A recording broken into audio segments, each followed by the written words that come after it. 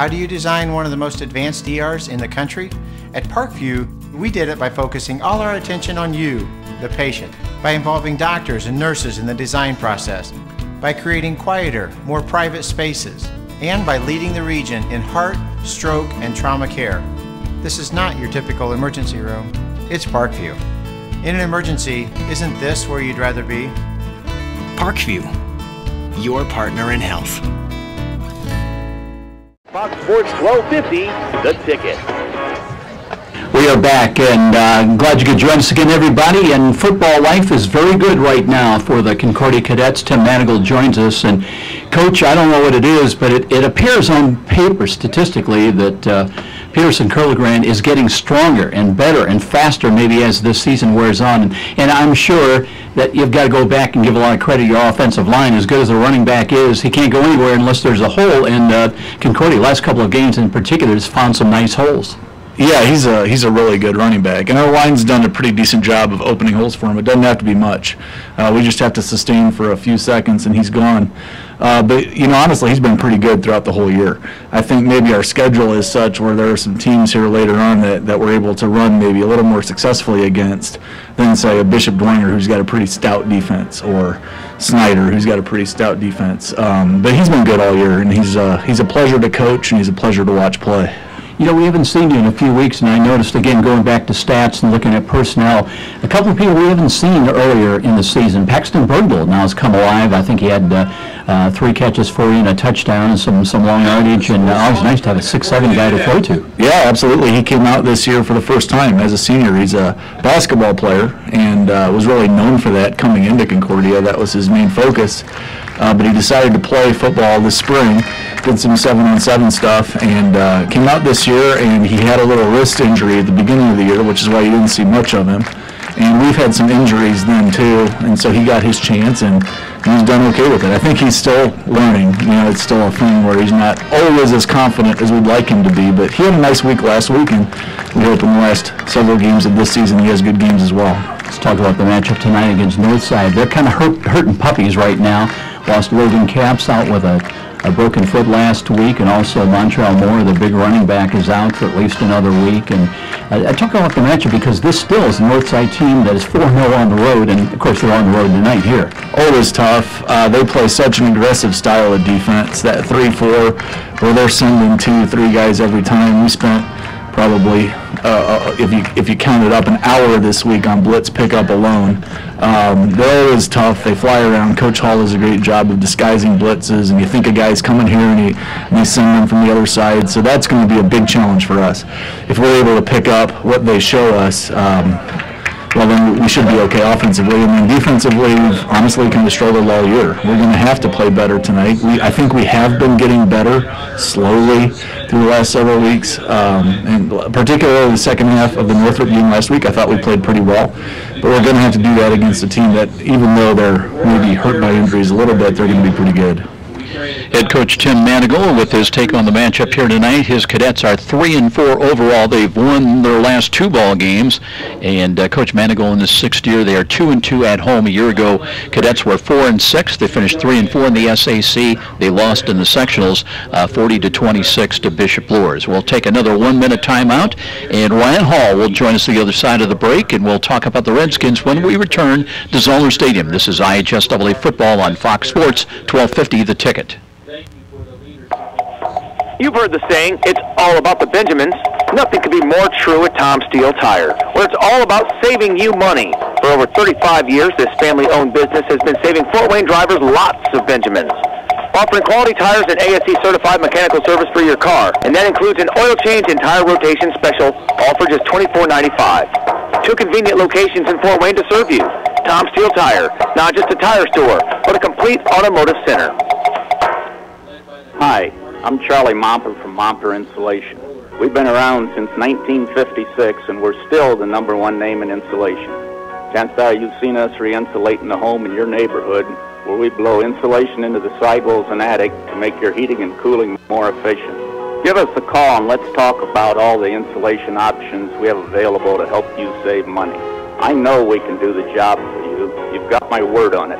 Call us at 432-7543.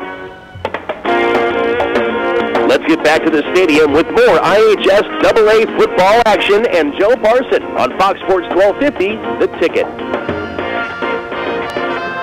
Let's check in with head coach Ryan Hall. And coach, you know how that old saying goes, if it wasn't for bad luck, a fellow might think he's got no luck at all. And you got to feel a little bit that way right now. You know, last week's bad enough, the 63 points given up to a very good Snyder team, but in the process, Logan Capps out, broken foot, Montrell Moore out. You hope to get him back maybe next week. But the real, shocker to me was now you've lost Arian Navis. He will not start at quarterback tonight, and that's just devastating, and it's tough to overcome that. Yeah, I mean, it's been a heck of a week. What do you do, though? You have 60 other kids that you just got to prepare for. The coaches we're all together this weekend coming up with a plan. I mean, it's like you tell kids, you got two options. You get up and you keep fighting, or you just quit. And, I'm not a quitter. My team's not going to be a quitting team. So we've had a good week of practice. I don't know if anybody understands the importance of losing Capps. He may not have been the best team player in the conference, but he did more for a single team than anybody else in this conference, and that's the huge loss, and that's the one that hurts the most. At quarterback with David Johnson, I don't know if he's ever played that position before, but how do you adjust your offensive scheme to try to manage it, make it manageable for him and accomplish whatever you can with the run game? Yeah, we've had to modify some stuff. We got a good offense coordinator. Mers knows what he's doing, and he and I talked a lot, more than we've talked, any other time, of how we're going to manage this game. Both of us and Concordia, we're out of the SAC hunt. We're trying to stay healthy, get healthy for the playoffs. So we've changed some stuff. David is a great athlete. He's one of our better athletes, so it made sense. He's been in our program for 3 years. He knows the offense. It made sense to put a kid who knows the offense, is athletic, and now that with Capps being gone, you almost say David's the next guy up of somebody who would do anything for this team. He'll play slot, running back, return punts. He's kind of like Capps. He just didn't kick for us. So it was the logical choice. I don't know what will happen next week, but David's done a good job, and Mers has done a good job of what we're going to run. You lose Montrell, you lose Capps, so both are running. So you lose two quarterbacks with Capps and Arian, and two running backs with Montrell and Capps. So we're on our third string running back and third string quarterback, and we had all new kickers. It's just been a heck of a week. Talk about defending against Concordia, and Curligran's just having a year now. 5 touchdowns, 4 on the ground last week, and talk about the defensive assignment. How do you contain him? Yeah, he's tough. He's the best running back in the conference, I think. He was tough as a sophomore, and he's stronger this year. He's faster this year. He does a good job. It's a heck of a task just to stop him, and then they can spread the ball out because Sparks is having a pretty good year. And nobody really talks about Sparks because of these other quarterbacks, but even if we would have Capps, this was going to be a battle. We didn't really lose a lot defensively, just a safety when it comes to Capps, but it was going to be a heck of a battle for us to stop them on offense because they're clicking right now, and I think they're the opposite of us. They've gotten healthy. I know they lost a couple receivers, but it seems like up front they're kind of clicking right now. So we need to create turnovers. Maybe it's weird coming for us, but we need to slow the game down. And we always want to be the fast-paced people, but we're not stupid. We know, when you have the cards dealt to you, got to know how to play them. Head coach Ryan Hall with his take on the matchup here tonight and the challenges ahead for the Redskins. They are 4-3 overall. Ryan Hall in his 6th year, but this Redskin team is also undefeated on the road. They are 4-0. They've struggled at home this season. A year ago they were 3-7, finished 2-5 in the SAC. They lost 40-35 in the sectional playoffs at Wayne. So it's Concordia against Northside. Let's try to squeeze in a quick 90-second timeout. We'll be back with a meeting, the reenactment at midfield, with a coin toss coming up. Concordia against Northside. This is IHS AA football on Fox Sports 1250, The Ticket. Satisfied with your bank? Have you considered a credit union? Midwest America offers about any service you need. The convenience of free mobile banking, debit cards, ATMs, free online banking and bill payer, competitive loans, mortgages, and more. Deposits insured to $500,000. Hey, consider this an invitation. Your next bank should be a credit union. Midwest America Federal Credit Union. Midwest America Federal Credit Union. So, That's the word you expect to hear when selling a home. And Rick Whitman from Century 21 Bradley can give you and your family the advice, expertise, and satisfaction to fit your needs when buying or selling a home. With Rick Whitman's nearly 40 years of can-do experience, you'll find an effective method to accomplish your goal.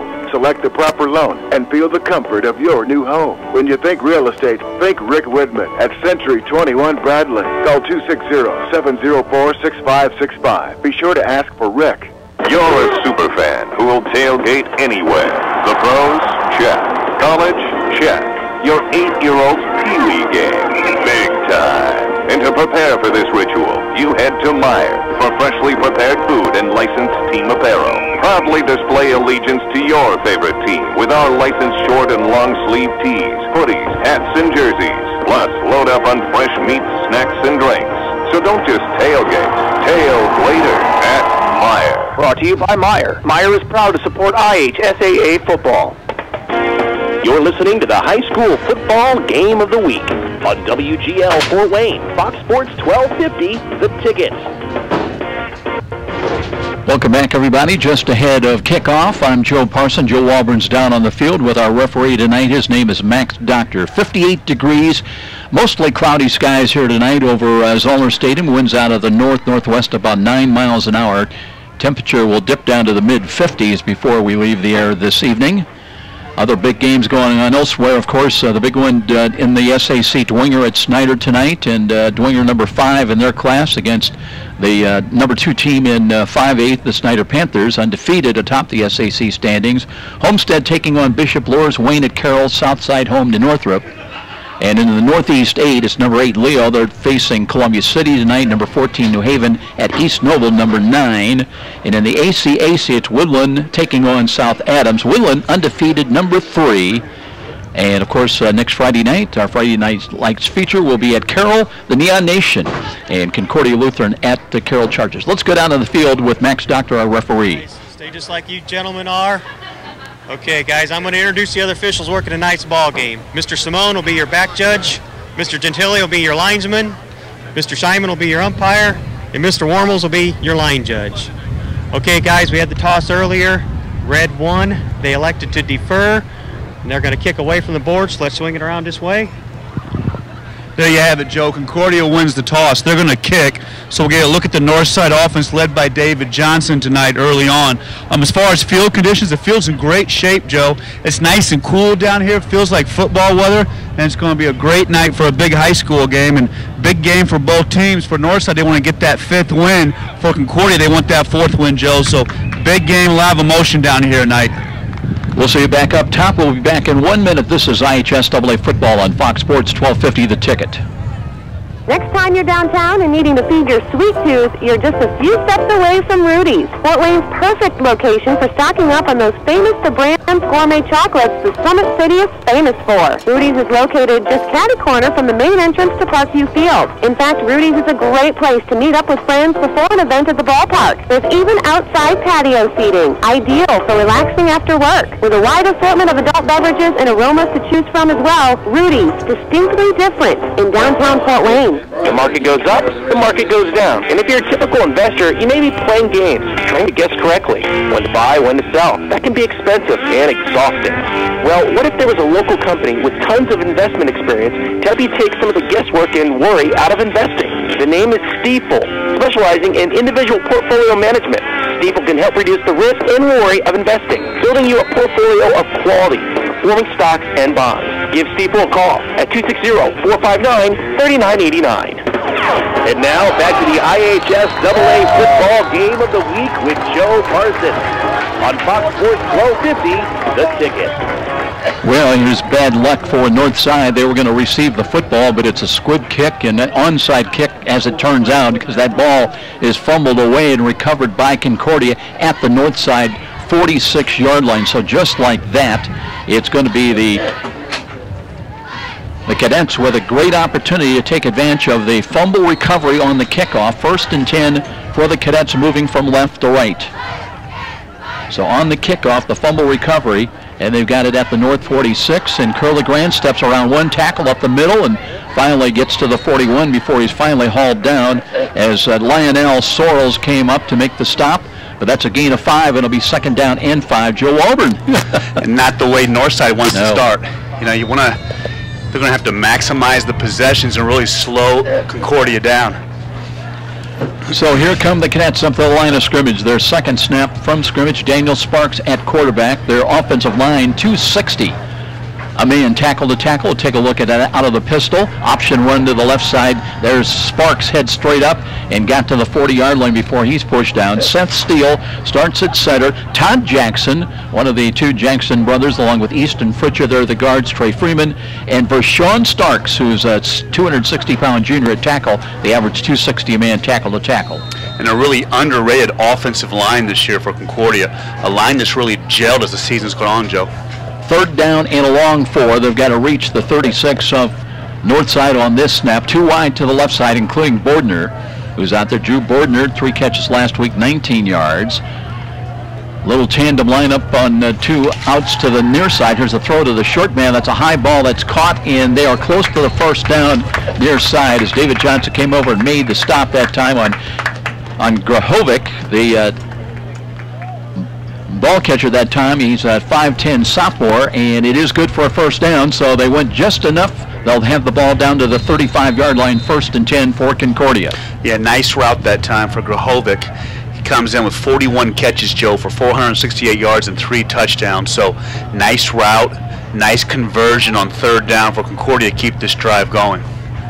Spread offense once again, 2 wide either side of the field. Ball at the right side hash mark. Grahovic in motion, right to left behind the line of scrimmage. Option run. Sparks looks, pitches the ball late. And here's not much doing that time. Well defended to the outside. Northside had great containment defensive right side. Also a penalty flag is thrown. Yeah, those linebackers for Northside, Searles and Whitner, are strong. And that time Lionel Searles comes down and makes the tackle and strings that option play out. So, you know, obviously Northside's missing a lot of explosiveness on their offense, but this is still a good defense. It's 7 senior starters, and I know Snyder cut through them really easy last week, Joe, but this is a good defense. That penalty declined, by the way, coming in. Concordia had 7 penalties despite the win over Northrop for 65 yards. That one declined. The Redskins are going to take the play because of the loss of about 5 yards back to their own 41-yard, to the own 39-yard line. It'll be 2nd down and let's call it about 14.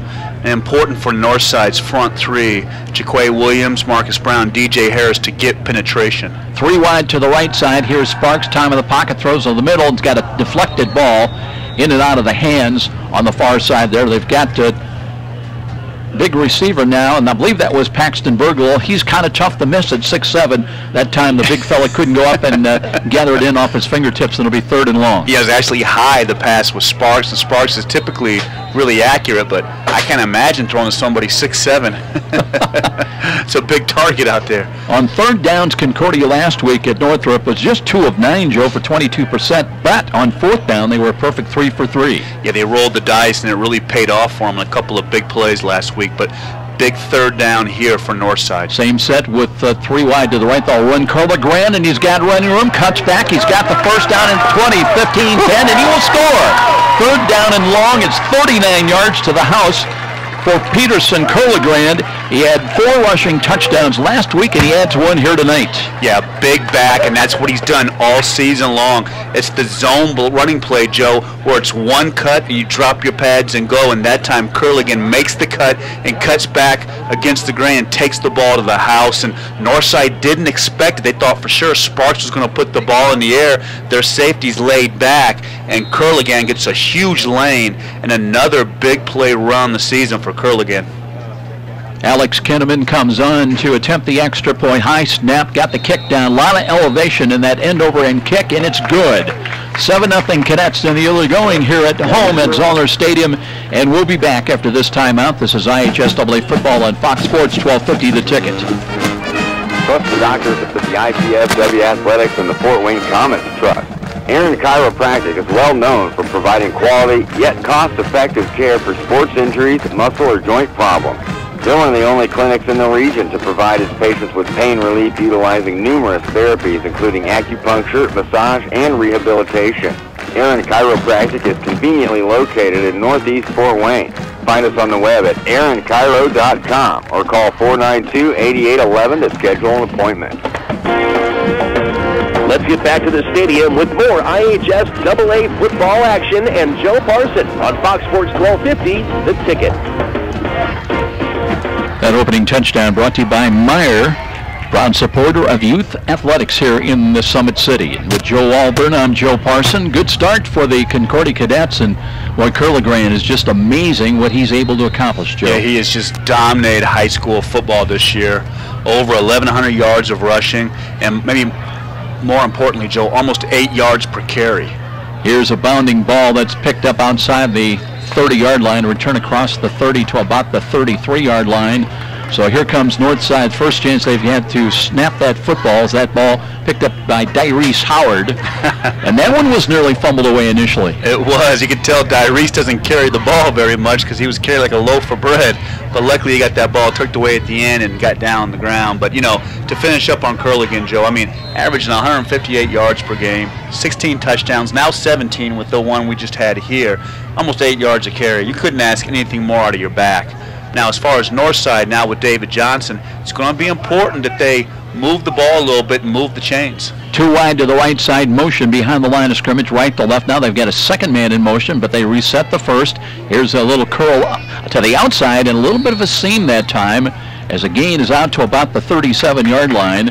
And let's see, let's check the number on that. As a lot of new numbers. We're expecting Deshaun Mudd to get a lot of the calls tonight. Sean Lockett also figures into the offense for Northside, but that's a gain of about 4.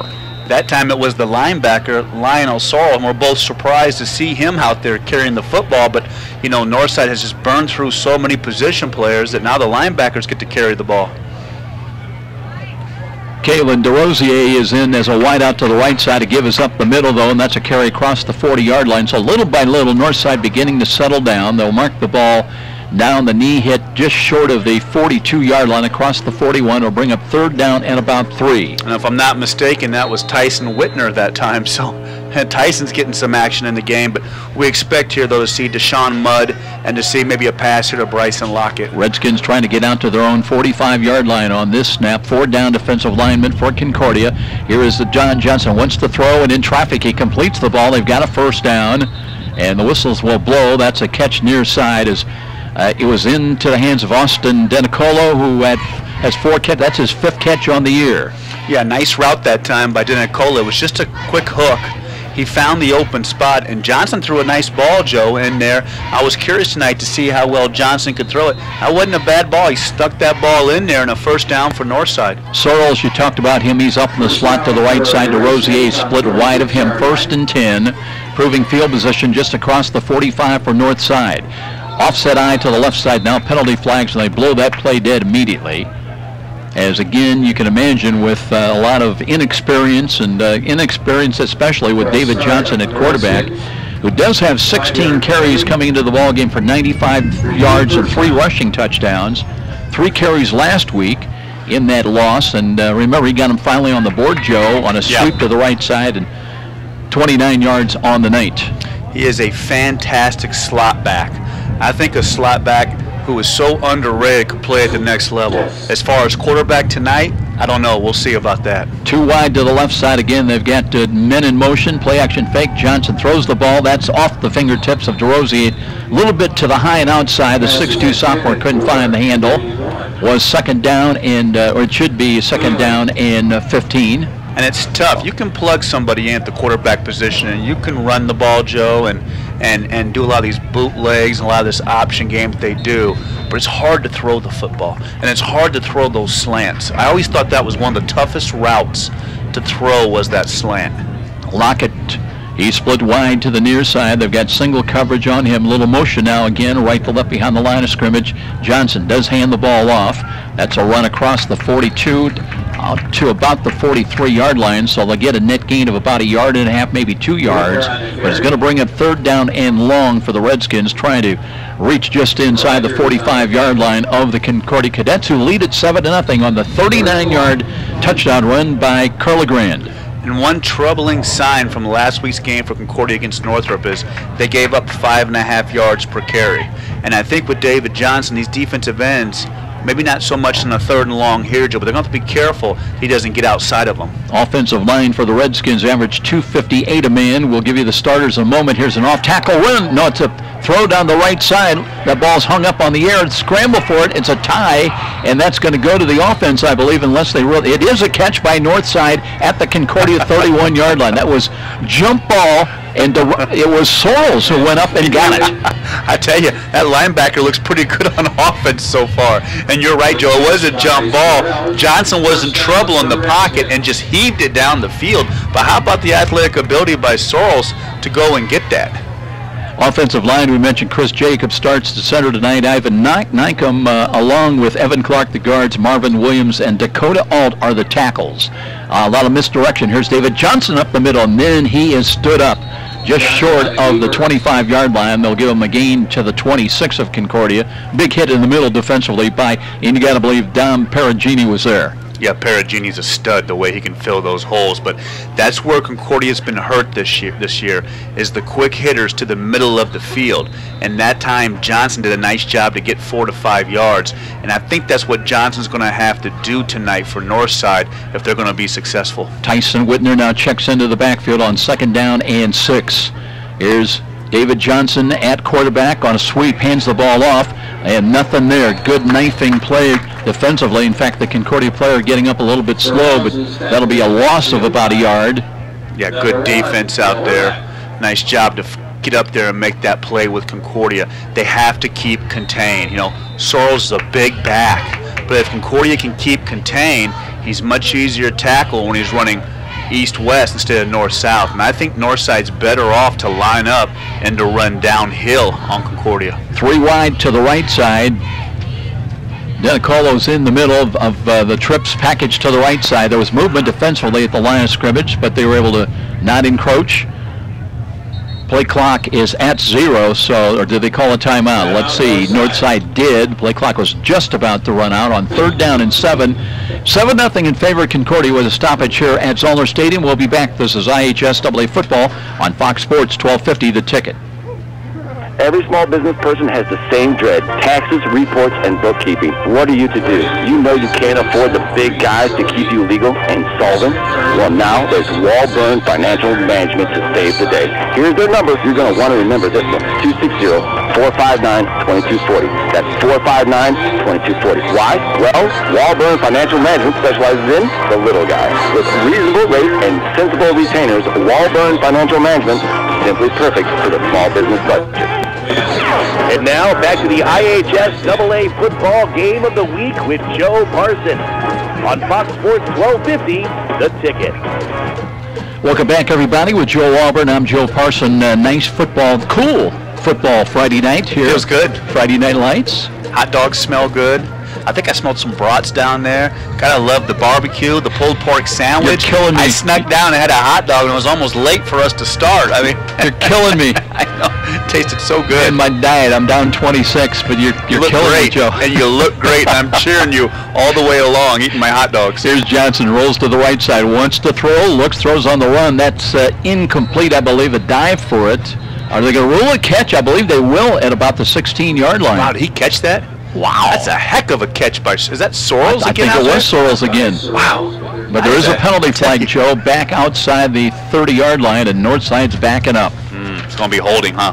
Max Doctor, our referee, says holding against the Redskins. So that takes, it was 3rd and 7, and it's going to be longer than that now on 3rd down. But you got to think Sorrells is almost 6'2", 195. This is some college tape tonight. You know, obviously we know he's a good linebacker, but we're watching him perform in a pinch for the offense. Penalty's going to move the ball back outside the 40 to the 43-yard line. So now that's a big penalty, 3rd down and 23. Whitner now splits out, so an empty backfield for David Johnson. 3 wide to the left. And motion now, and play action fake. Here's Johnson, loads up, throws it as far as he can, looking for the home run ball. That one is going to be incomplete. Concordia defensively had the best shot at the ball down there in the right corner towards the end zone. It's back deep with both the Sam Kayunga along with Peterson Curligrand. So incomplete brings up 4th down and long. And it will bring on Northside Somo to kick the ball away. Or will it? Let's see. Yeah, I don't think they're going to punt the ball here. Early score, Joe. Snyder 7, Dwenger 6. So good early score. Homestead 7, Lures nothing in the first quarter too. Somo back in the punt, back at his own 45-yard line. One back in punt return at about the 10-yard line.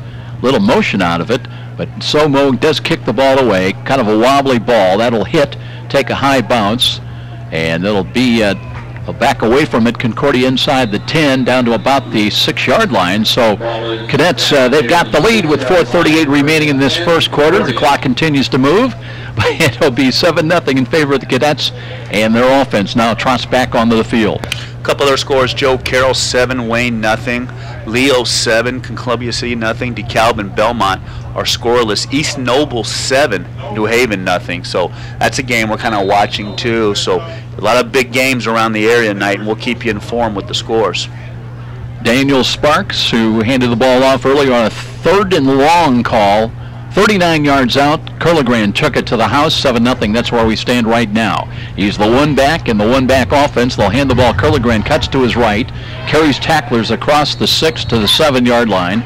Short gain of maybe about a yard. We'll see where they spot that ball, but not much there defensively as Dyrese Howard in on the mix defensively. And, you know, it seems like since the Snyder game where Concordia was very competitive, that next week they had that tough loss with Bishop Lures where they were back and forth, but it seemed like their level of play has really improved since Snyder, Joe, between the Lures, then the wins against Wayne and Northrop. The level of play for Concordia is getting better, and I think they're also getting healthy and getting more guys back. Just 2 down defensive linemen, 3 down defensive linemen. As here's Sparks throws the out, that's way high, incomplete. Coming on the near side, intended receiver at the time, Grahovic. By the way, that ball, they got a good spot on the previous run by Curligran, a gain of about 3 yards. So now it'll bring up 3rd down and 8 with the clock stopped on the incompleted pass, 3:54 remaining in the quarter.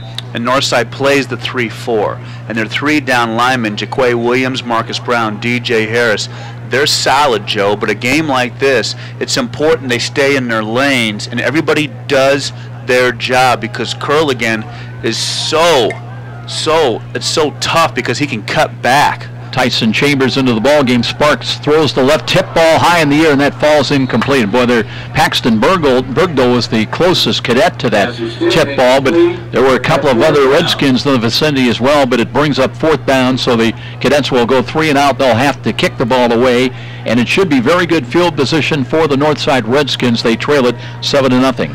Better defense, the discipline, you know. They stayed in their lanes, and they have to watch that with the cutback ability for Curligran, but better defense that time, and the secondary stepped up and stopped Concordia, so they should get good field position here for Northside. Cadets punting about 3 yards deep out of their own end zone. Need a good snap, and the kick is away. High driving ball. Lockett's got it, cuts to the 40-yard line to the 35 and knocked down right there. But it'll be very good field position now for the Northside Redskins, their best starting position of the ninth. They trail at 7-0 with 3:34 remaining here in the first quarter.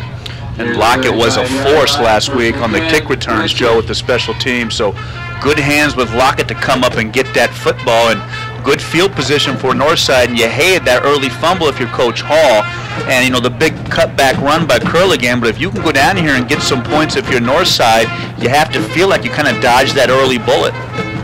David Johnson pressed into duty tonight. They've lost Area Naves out for tonight. Motion now, right to left. They'll reset the wing back to the left side. Here's a gain to Mudd to give it to Mudd.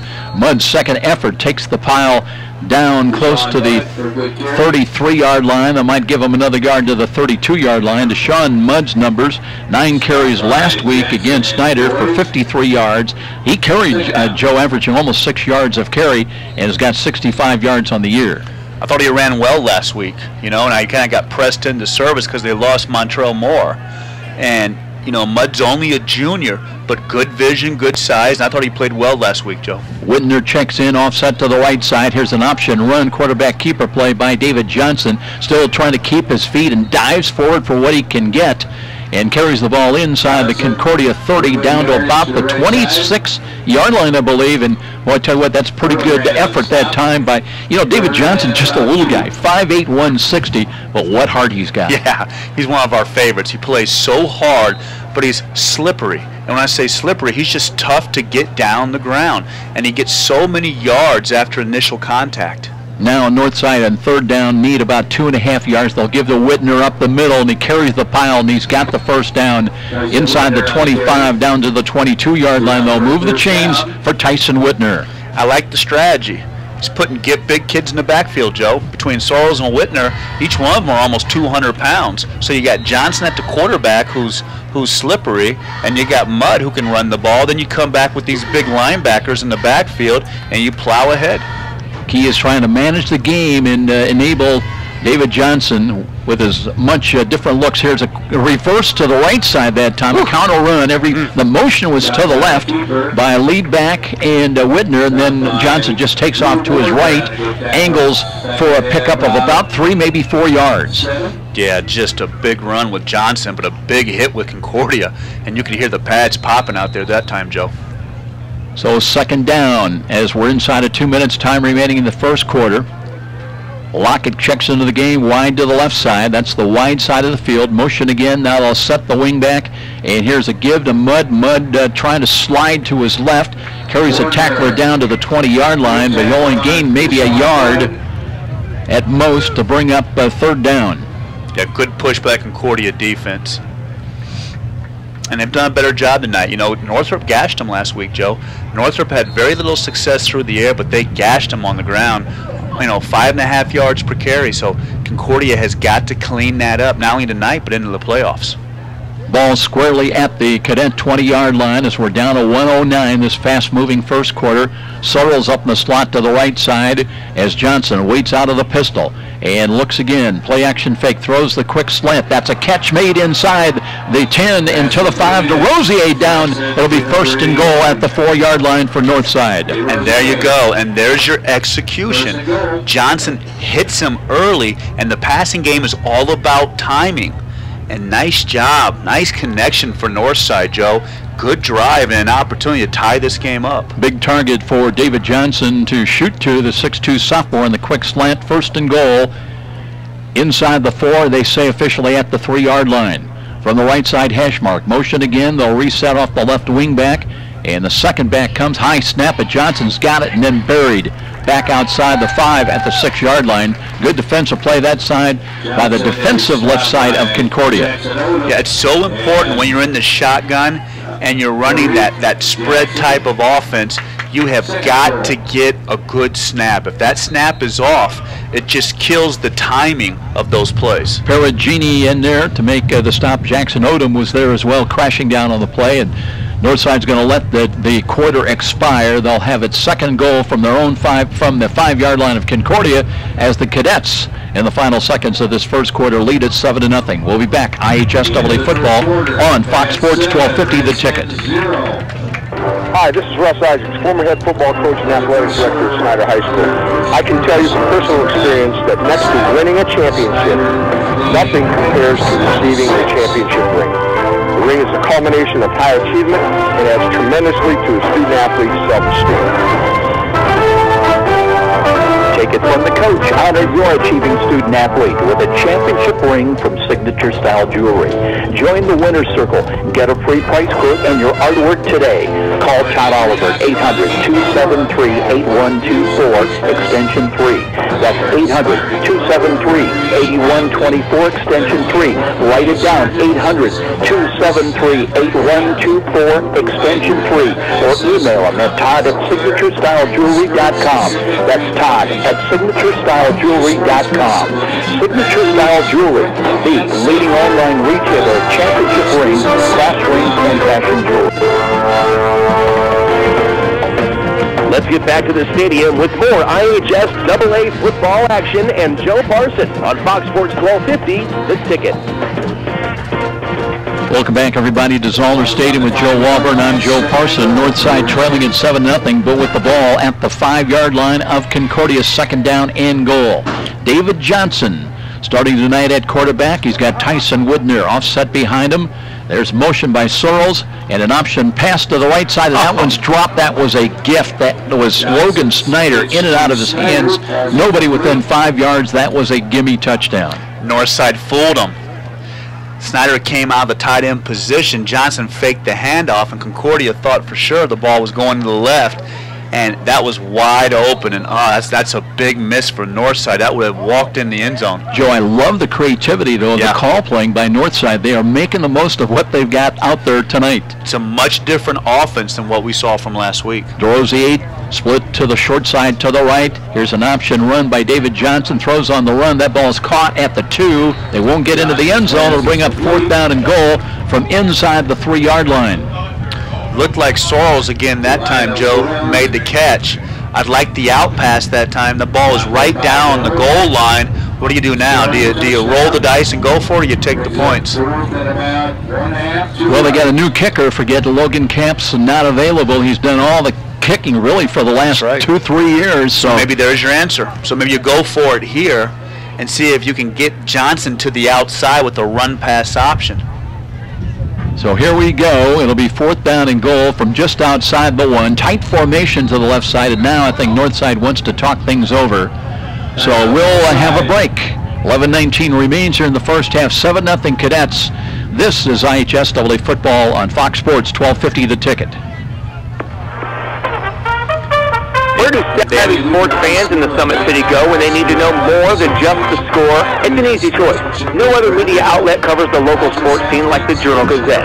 You get 7-day sideline coverage from the area's most experienced and knowledgeable sports staff. It's a commitment to Fort Wayne that the Journal-Gazette takes very seriously. When you need to know the story behind the story, nobody delivers the goods each morning like the Journal-Gazette. And even when you're on the go, you can still catch up on the latest sports news online at www.journalgazette.net or from your mobile device at www.jgmobile.net. Start your sports day right, every day, 7 days a week with the Journal-Gazette.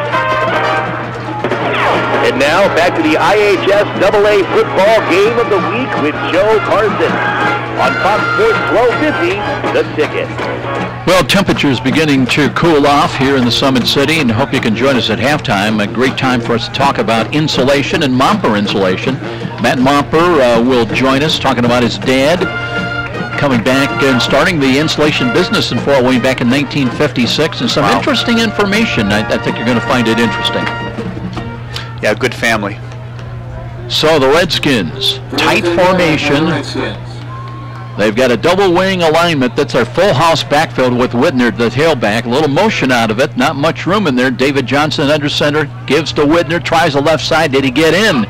Waiting for the indication, and so far it looks like they are stopped.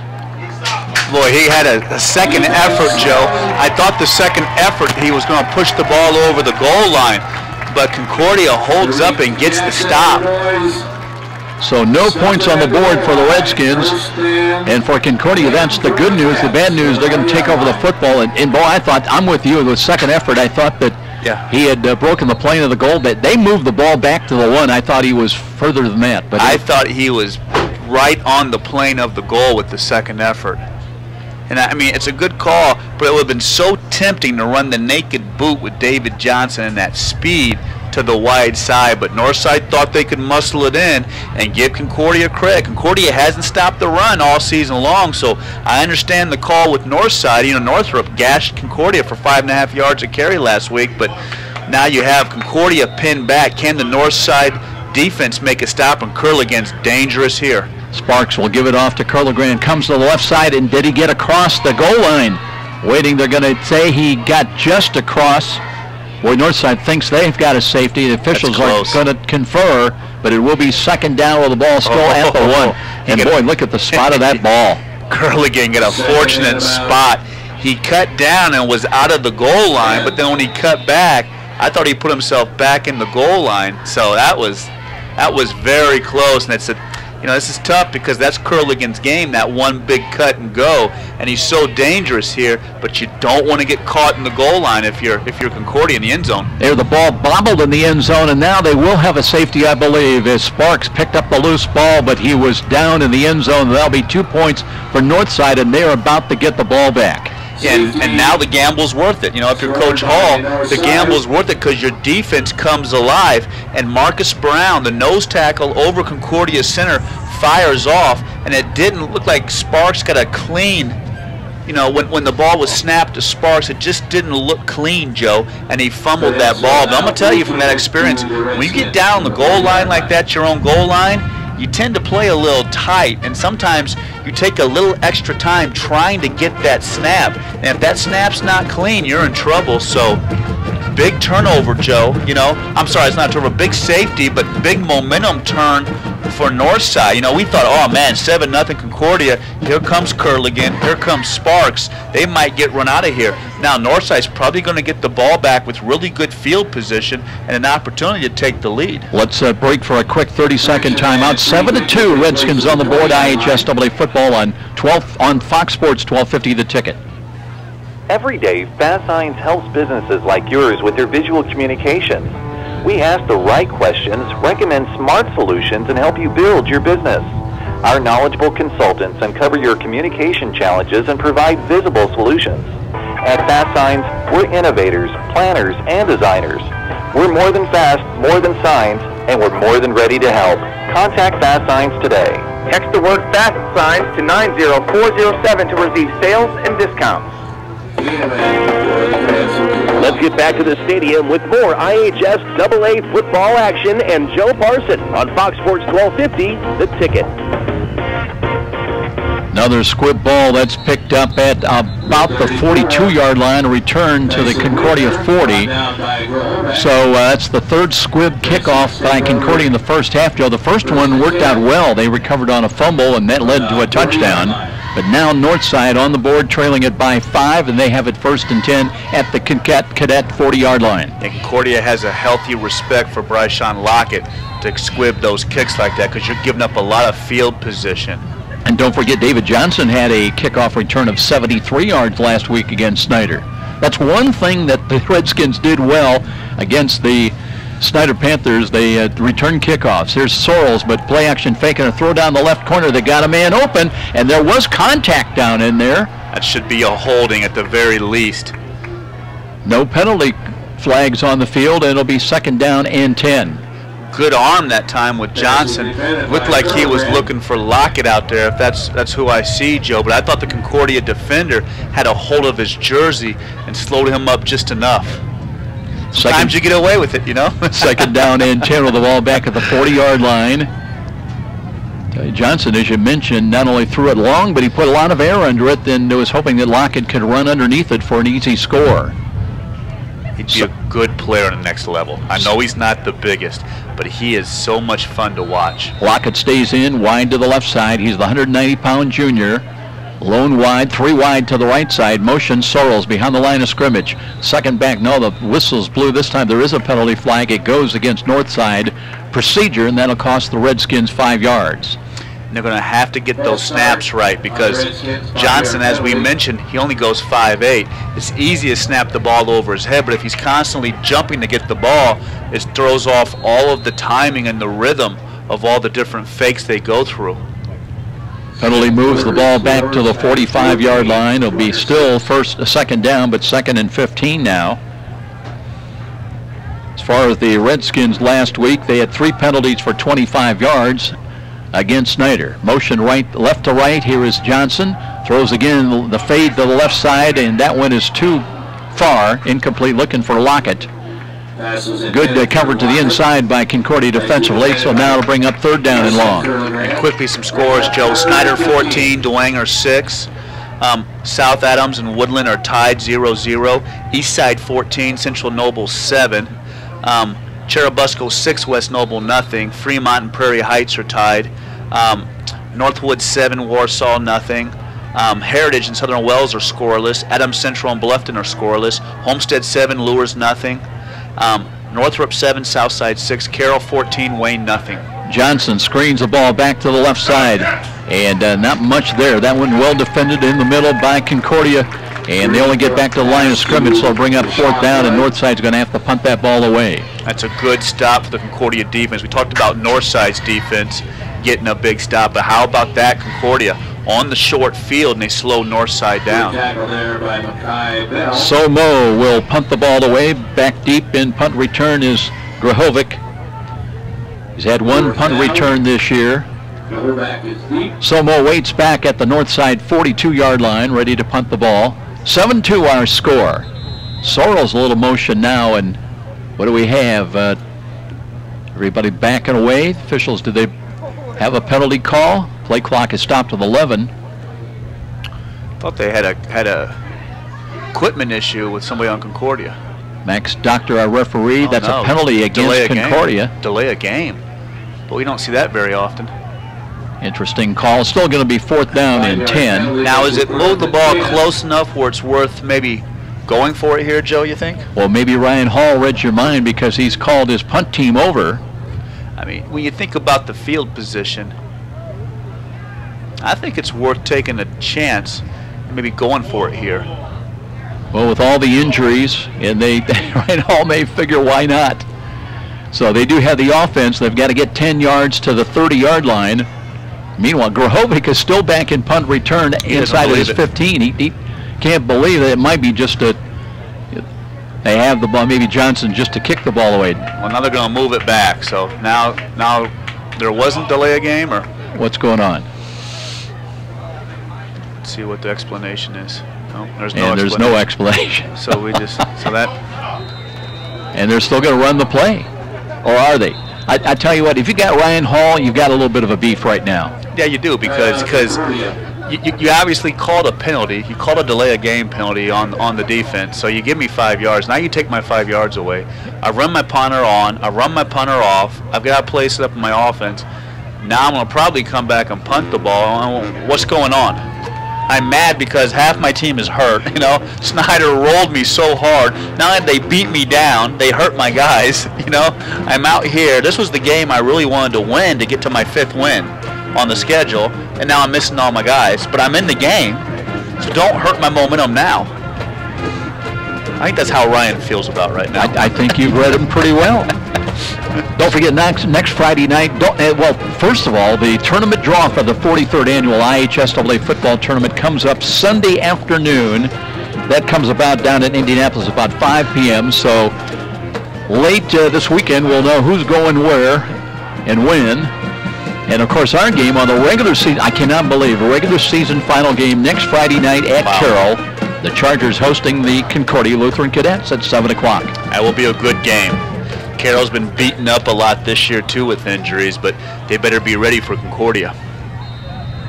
Somo back in there now at his own 43 to kick the ball away. Grahovic waits inside the 20, now backing up. Motion by Sorrells, right to left. And here comes the kick away. High, short kick. And Grahovic can't get to it. It takes a bit of a cadet bounce back up around the 20-yard line. So Concordia, better starting field position than the last time they had the ball when they had it at their own 1 and led to a safety. Now with 9:24 remaining in the first half, their lead is still 7-2, and they've got the ball 1st and 10 at their own 20-yard line. And really so far tonight, Daniel Sparks has been quiet. I mean, we had the big run with Curligren, but really the passing game for Concordia has been quiet so far.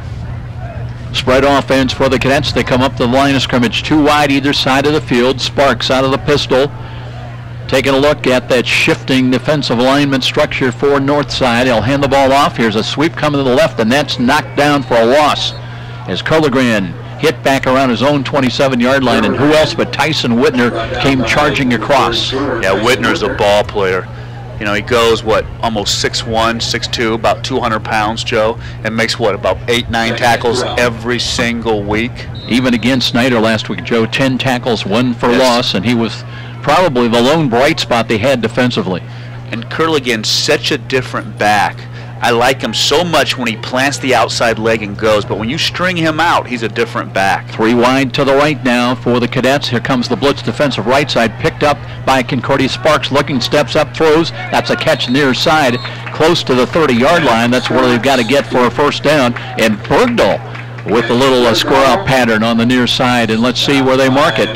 Just short, I believe, they've got a 1st down. That was good offense. That was excellent in the passing game because Bergdahl was initially covered. He worked his way into the open space, and I loved how Sparks was able to slide step in the pocket and keep his feet planted, Joe, and deliver the football. And when I see that play with Sparks, I know Sparks isn't the biggest, but that play tells me he should be able to play football somewhere on the next level. Joe, we got more problems out there because Max Doctor, the referee, signaled first down. The ball was spotted short of the 30, though. Yeah, that ball was about a yard, 2 yards short, so I don't know why that was a first down. And I can see Ryan Hall over there really jawing. You can probably see the veins on his throat beginning to pop. So it's 1st and 10. Concordia moving from right to left. Sparks, short drop, looks right, checks off, pulls it down, flush to his left, steps out of a tackle, cuts to the 30, runs, nice cut, split defenders, and got across the 35 up to the 37. Those last 2 plays at the quarterback position by Daniel Sparks, magnificent.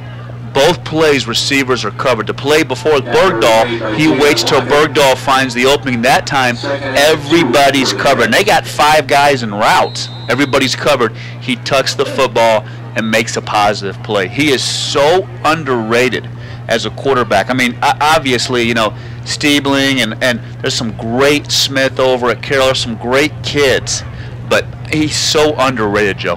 Tyson Chambers in on 2nd down and just 2 yards. 3 wide to the right side. Here's the draw coming up, and spun around is Curligran and steps out of a tackle of the 40-45, and in a foot race they finally bring him down, but not before. He carries all the way inside the north 40 to about the 38. Getting bigger and getting stronger. Another year in the waiting room for Curligran. And look out, we saw the leg strength that time. He should have been stopped in the backfield. He was hitting the backfield, runs through a tackle, drops his pads, plants his outside leg, and motors for another big gain. I'm telling you, Joe, more size on those legs, and he develops more armor up top. He's going to be a nasty force next year for teams to deal with. Grahovic, Bordner, and Chambers split wide to the right side. Here's a screen pass. That ball is dropped in. Let's see. Northside, are they going to rule it incomplete pass, or is it a fumble recovery by Northside? It looks like it'll be 2nd down. Yeah, and that's a pass that has to be caught. That's that screen receiver screen where they run those little pick plays and they bring the outside receiver underneath. Sparks hit the receiver in stride, and Northside's fortunate the ball got dropped. Oh, they'll move that ball back to the 39-yard line, so they still show 2nd down and 10. You gotta watch old Max out there spotting the football, don't you? If you're Northside, just because the ball's there doesn't mean it's 2nd and 10 with these guys. 2nd down and long. Sparks, option run to the left side, looking, calls his own number and angles out of bounds. And got to be careful about the out of bounds late hit, but Lockett that time pulled up, Jalen Lockett, and a good decision. Sparks, quick steps, getting off to his left side, and he'll pick up about 6, maybe 7 yards. And that's what's fun about watching Daniel Sparks is, you know, he's accurate. He's good in the pass game because he can run the option too. That time did a nice job of running the option, gets a big pickup, so now it's 3rd and manageable. And this is where Concordia has so many plays that they can attack you with. By the way, extended halftime here tonight. Not only do we have the interview coming up with Matt Momper and Momper Insulation, but also they're inducting 8 new former cadets into the Cadet Hall of Fame. Here's Sparks in the pocket, now disappears, throws late, throws one up for grabs. This one is going to be incomplete. At that time, David Johnson on the corner at 5'8", battling. He's disappointed himself, but I don't know if he was going against Bergdahl at 6'7", that was a tough matchup for the little guy. That was a tough matchup, but he wasn't going to give it up. But speaking of matchups, good job on the outside that time with DJ Harris. He got to Sparks and hit Sparks' arm, Joe, so Sparks couldn't get the football out there. So another possible big stop here for North. Sounds like Concordia's going to go for it on 4th down. So this becomes a huge play in the first half. Got to get the ball inside about the 29-yard line on this snap. 4th down, they were perfect. 3 for 3 last week against Northrop in 4th downs. Blitz coming to either side defensively from the outside. Here's Sparks, throws to a man in the middle, and that one is caught, I believe, for a 1st down at the 27-yard line. Bordner on the catch. Boy, Bordner just got in front of the markers, and that wasn't the greatest pass by Sparks, but Bordner shows strong hands to catch that ball and scoop it. That ball was low, and he was able to catch it with his hands and scoop it off the turf. So Concordia keeps possession of the football. Their lead is 7-2 here as we approach 6.5 minutes time remaining in the first half. Bergdahl comes into the game, split wide to the left side. He's the lone wide to the wide side to the left, and here is a stretch handoff. Here's Curligran trying to turn the corner. Straight arms one, but knocked out of bounds on the near side around the 25-yard line. A good defense again that time. Sorrells chases to make the play. Logan Snyder's out there from a strong safety position. I think the north side defense is doing a pretty good job, Joe. This is an explosive Concordia offense. 2nd down and 5. And what's interesting about Concordia this year is they just haven't turned the ball over. You know, I mean, they've been efficient and explosive on offense, but they really haven't turned the ball over much, have they, Joe? They're +2 for the year. And here we go now on 2nd down and 6 from the left side. Short drop. Here is Sparks and throws to the left side long. He's looking for Bergdahl over the shoulder catch. He can't find the handle on it. Incomplete. Will stop the clock with 6:16 remaining. Boy, I thought Bergdahl was going to make that catch. Sparks lay it out there, and Bergdahl just couldn't figure out which shoulder to look over. And sometimes with young receivers, you see that they have a hard time trying to, place that ball in their body. You know, Tim Madigal's comment in the pregame talking about Bergdahl, Paxton, like I said, he's a basketball player. Well, yeah, at 6'7", but he came out for football this year. His senior year has been battling a little bit of a wrist problem. Sure. But 3 catches, including a touchdown last week. Now it's 3rd down and long. And Sparks rolls to his right, buying time, sets his feet, throws. He's got a wide open catch. That one is caught for a touchdown. Wow. I think that was Grahovic, wasn't it, in the end zone? Sure was. Great call, Joe. That's Grahovic. Sparks plants his feet and delivers a bullet. I didn't think he was going to get that football off, and he takes a monster hit that time. But wow, that was a fantastic pass. And Northside defender, I think it was Snyder, was trying to get back to tip that ball, Joe, but Sparks just put that ball on the line to Grahovic. 23 yards on the touchdown score at the 6:05 mark, and it's 13-2. He's hurt, Joe. Sparks is hurt that time. That was a big-time hit that he took. And quick note, don't forget Peter Morrison, normally their backup, is out 6 to 8 weeks with a broken clavicle. So we'll see. Northside already have problems with Arian Navis not playing tonight, and Concordia may have the same issue. That was a big-time hit, and if you're a Concordia fan out there listening right now, you better be hoping that he can get back in the game. Right-footed kick, Kahneman on the way, got the elevation again, and it's good. So 14-2, Concordia with a stoppage here at Zollner Stadium. We'll be back. This is IHSAA football on Fox Sports, 1250 The Ticket. Missed a great high school game recently, or simply want to revisit that game-changing electric play that turned everything all around? Well, now there's a great new opportunity to do just that. Catch all the exciting action of our live radio broadcast simply by visiting SummitCitySports.com after our game broadcast. Plus, many other high school sports highlights to choose from as well. It's all new and available now at SummitCitySports.com. And now, back to the IHSAA football game of the week with Joe Parson on Fox Sports 1250, The Ticket. Well, big plays have been the keynote so far for Concordia. In the first quarter, they got a 39-yard touchdown run on 3rd and long from Curligran to get them on the board, 7-0. Northside countered with a safety in the end zone to make it 7-2, and now a 23-yard touchdown pass, Sparks to Grahovic to make it 14-2, and apparently a penalty, major one, because it'll be Concordia kicking off at the north side 45-yard line. Yeah, it's going to be a personal foul on the hit on Sparks. It's going to be assessed on the kickoff. So a big penalty. And, close games in the area, Joe. Snyder 14, Dwenger 12. Lures and Homestead are tied up at 7. Northrop 14, Southside 6. Here's another squib ball that jumps up and is fielded right at the 30-yard line of the Redskins. So David Johnson will come back to run this Redskin offense at quarterback as they trail it by 12 points here on the road. Northside a perfect 4-0 this year on the season. And, I was kidding Ryan Hall, what is it about Chambers Field that has been just like the kiss of death? And he says, well, look at our schedule and who we play at home. Yeah, this way the schedule worked out. They've been road warriors, but speaking of road warriors, this is a big possession here. It's 14-2. This is danger time for Northside. You don't want to go down 21-2 at the half, so you need to go down and get some points. And we mentioned, close games in the area, but we mentioned Carroll. Carroll was winning big, Joe, and also Leo was winning big. Redskins at their own 29 now, 1st and 10 on a sweep coming up, and or let's see, no, it's a run back to the left side, and that's some running for a first down, and Lockett, I believe, on a counter run. That one was well sold by the offensive execution that time by the Redskins, and suddenly they're out across their 40. That one lost me completely. Yeah, that was hard to follow.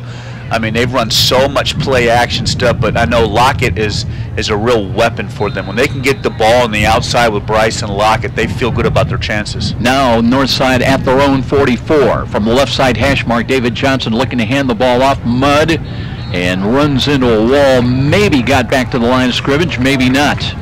Yeah, and that's, I tell you, Concordia has some size out there on the defensive line, Joe. I think that time it looked like number 74 at that time, Tariq Jackson, 6'4", 330. So you're going to have to run around him, you know. Well, you look at his brother, and he's the shrimp at 315. I tell you, think about the grocery bill. I was going to say, I was just thinking the same thing. What must it be like in the Jackson family?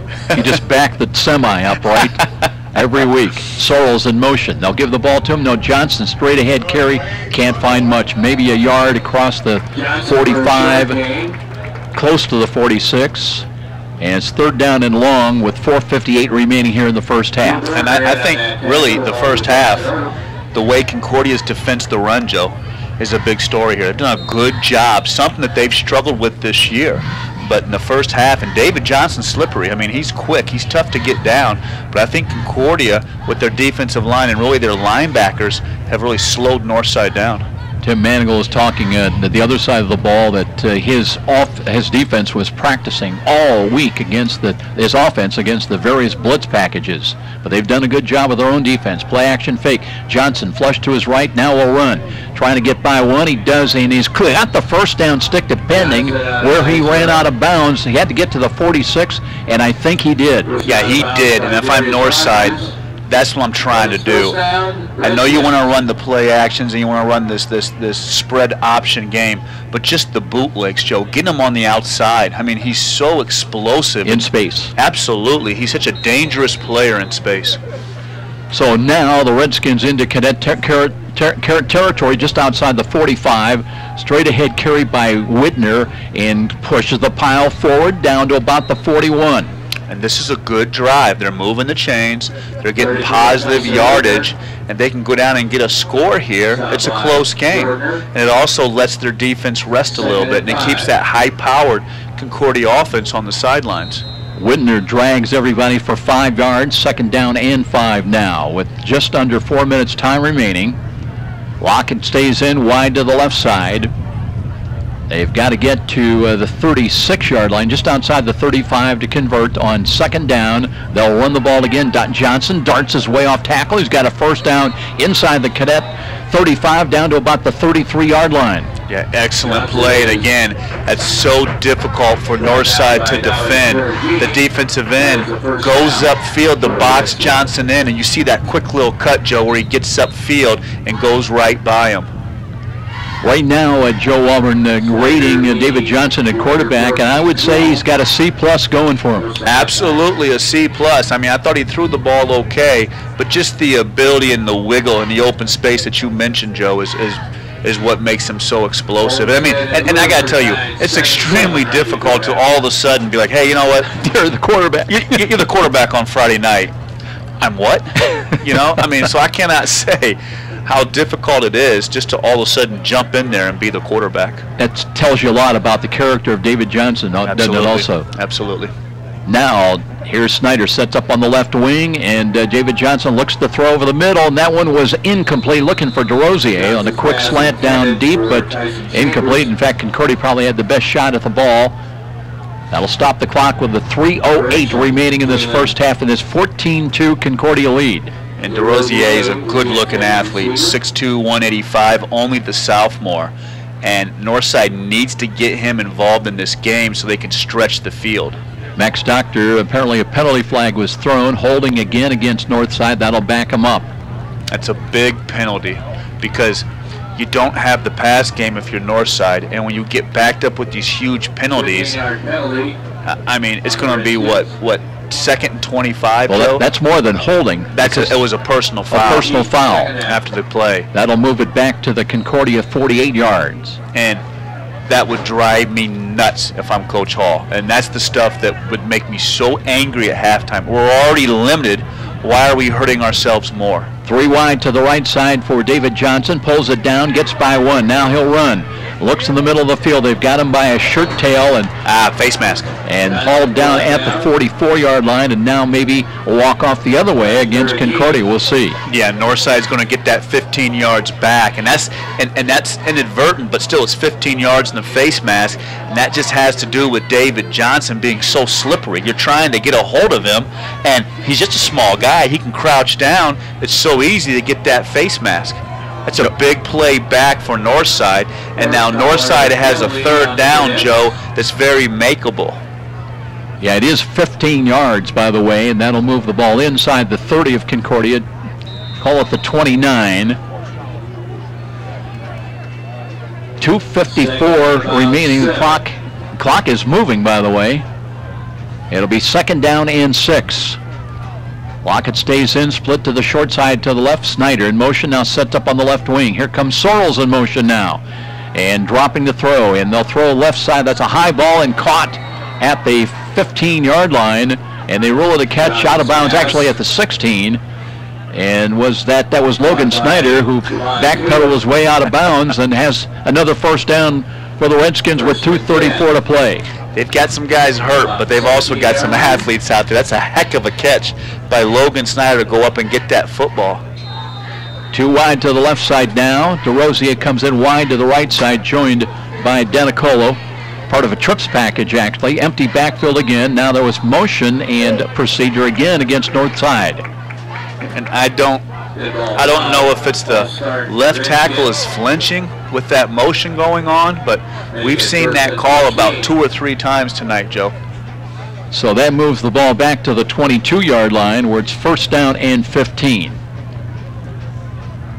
Right now it's 14-2. Northside getting a safety, tackling Daniel Sparks in the end zone. By the way, it'll be interesting. We've not been able to see Daniel Sparks. He's not on the bench. So it looks like maybe he may be good to go. We'll find out. Maybe David Johnson, pump fake, pulls it down, throws to the left corner. Looking, and that one is up for grabs and incomplete as Lockett was battling to get position and now is trying to talk to some of the Concordia players. You can't do that. Nah, you got to let it go. He had the Concordia defender beat, but a nice job with the safety coming over the top to defend that. So got to get back in the huddle. Another penalty flag, and Northside backing up once again. What's this one going to be holding, Joe? I didn't see this one. Looks in the area where normally you would see holding. And they're going to move the ball back to the 39-yard line of Concordia. Sure is holding. Boy, those are huge. Those were just devastating penalties. And I've lost track of what down it is with all these penalties, Joe. We had a ton of them last week, and we might be looking at, of course, there's the Wayne game. That had to be a record. It was a record of my book. There's still yellow flags out there on the general field out there, I tell you. I've never seen anything like it. 2nd down, very long. Sorrells in motion right to left. And it'll be a run to the right side. Blockers in front for Lockett. Turns the corner, 30, 20-yard line. And good play by Curligran to knock him down. Peterson Curligran came up, knifed through there, and made a big play. It'll bring up a 3rd down and still, about 12. That was a great play call. That was the reverse, and that was a touchdown if it wasn't for Curligran making that touchdown-saving tackle. I love the play call, and they had a convoy out there for a Lockett, but how about Curligran to fight through those blocks and make that play? 3rd down and 12 at the 19-yard line. Obviously, Northside in 4-down yardage area. Under 2 minutes time remaining in this first half.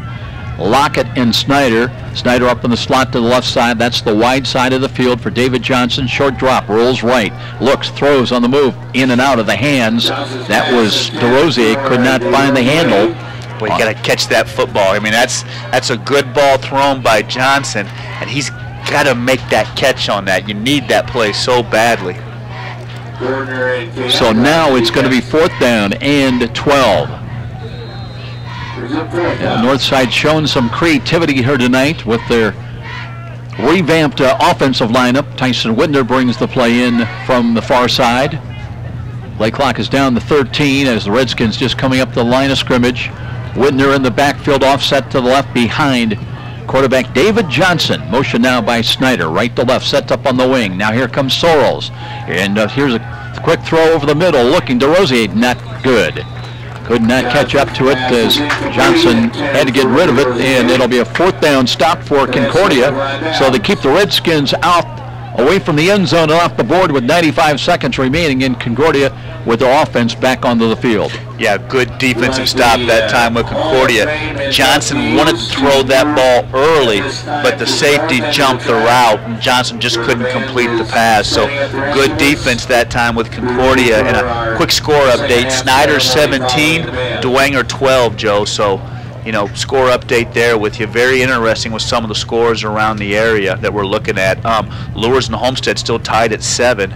Northrop 21, Southside 6. Carroll 35, Wayne nothing. Daniel Sparks is in the game now. Curligan off tackle to the right side. Penalty flag is thrown as he brings it across the Cadet 25-yard line, maybe to the 26. And Joe Walburn getting ready to head down stairs as he'll be checking in. Tyson Whitner in on the stop. He'll be checking in with head coach Tim Manigal just before we go to the break. Don't forget, Matt Momper joins us at halftime on this extended halftime presentation due to the inductees to the Concordia Hall of Fame. Big walk-off against the Cadets. That'll take the ball back to the 10-yard line. Nose of the football just inside the 10.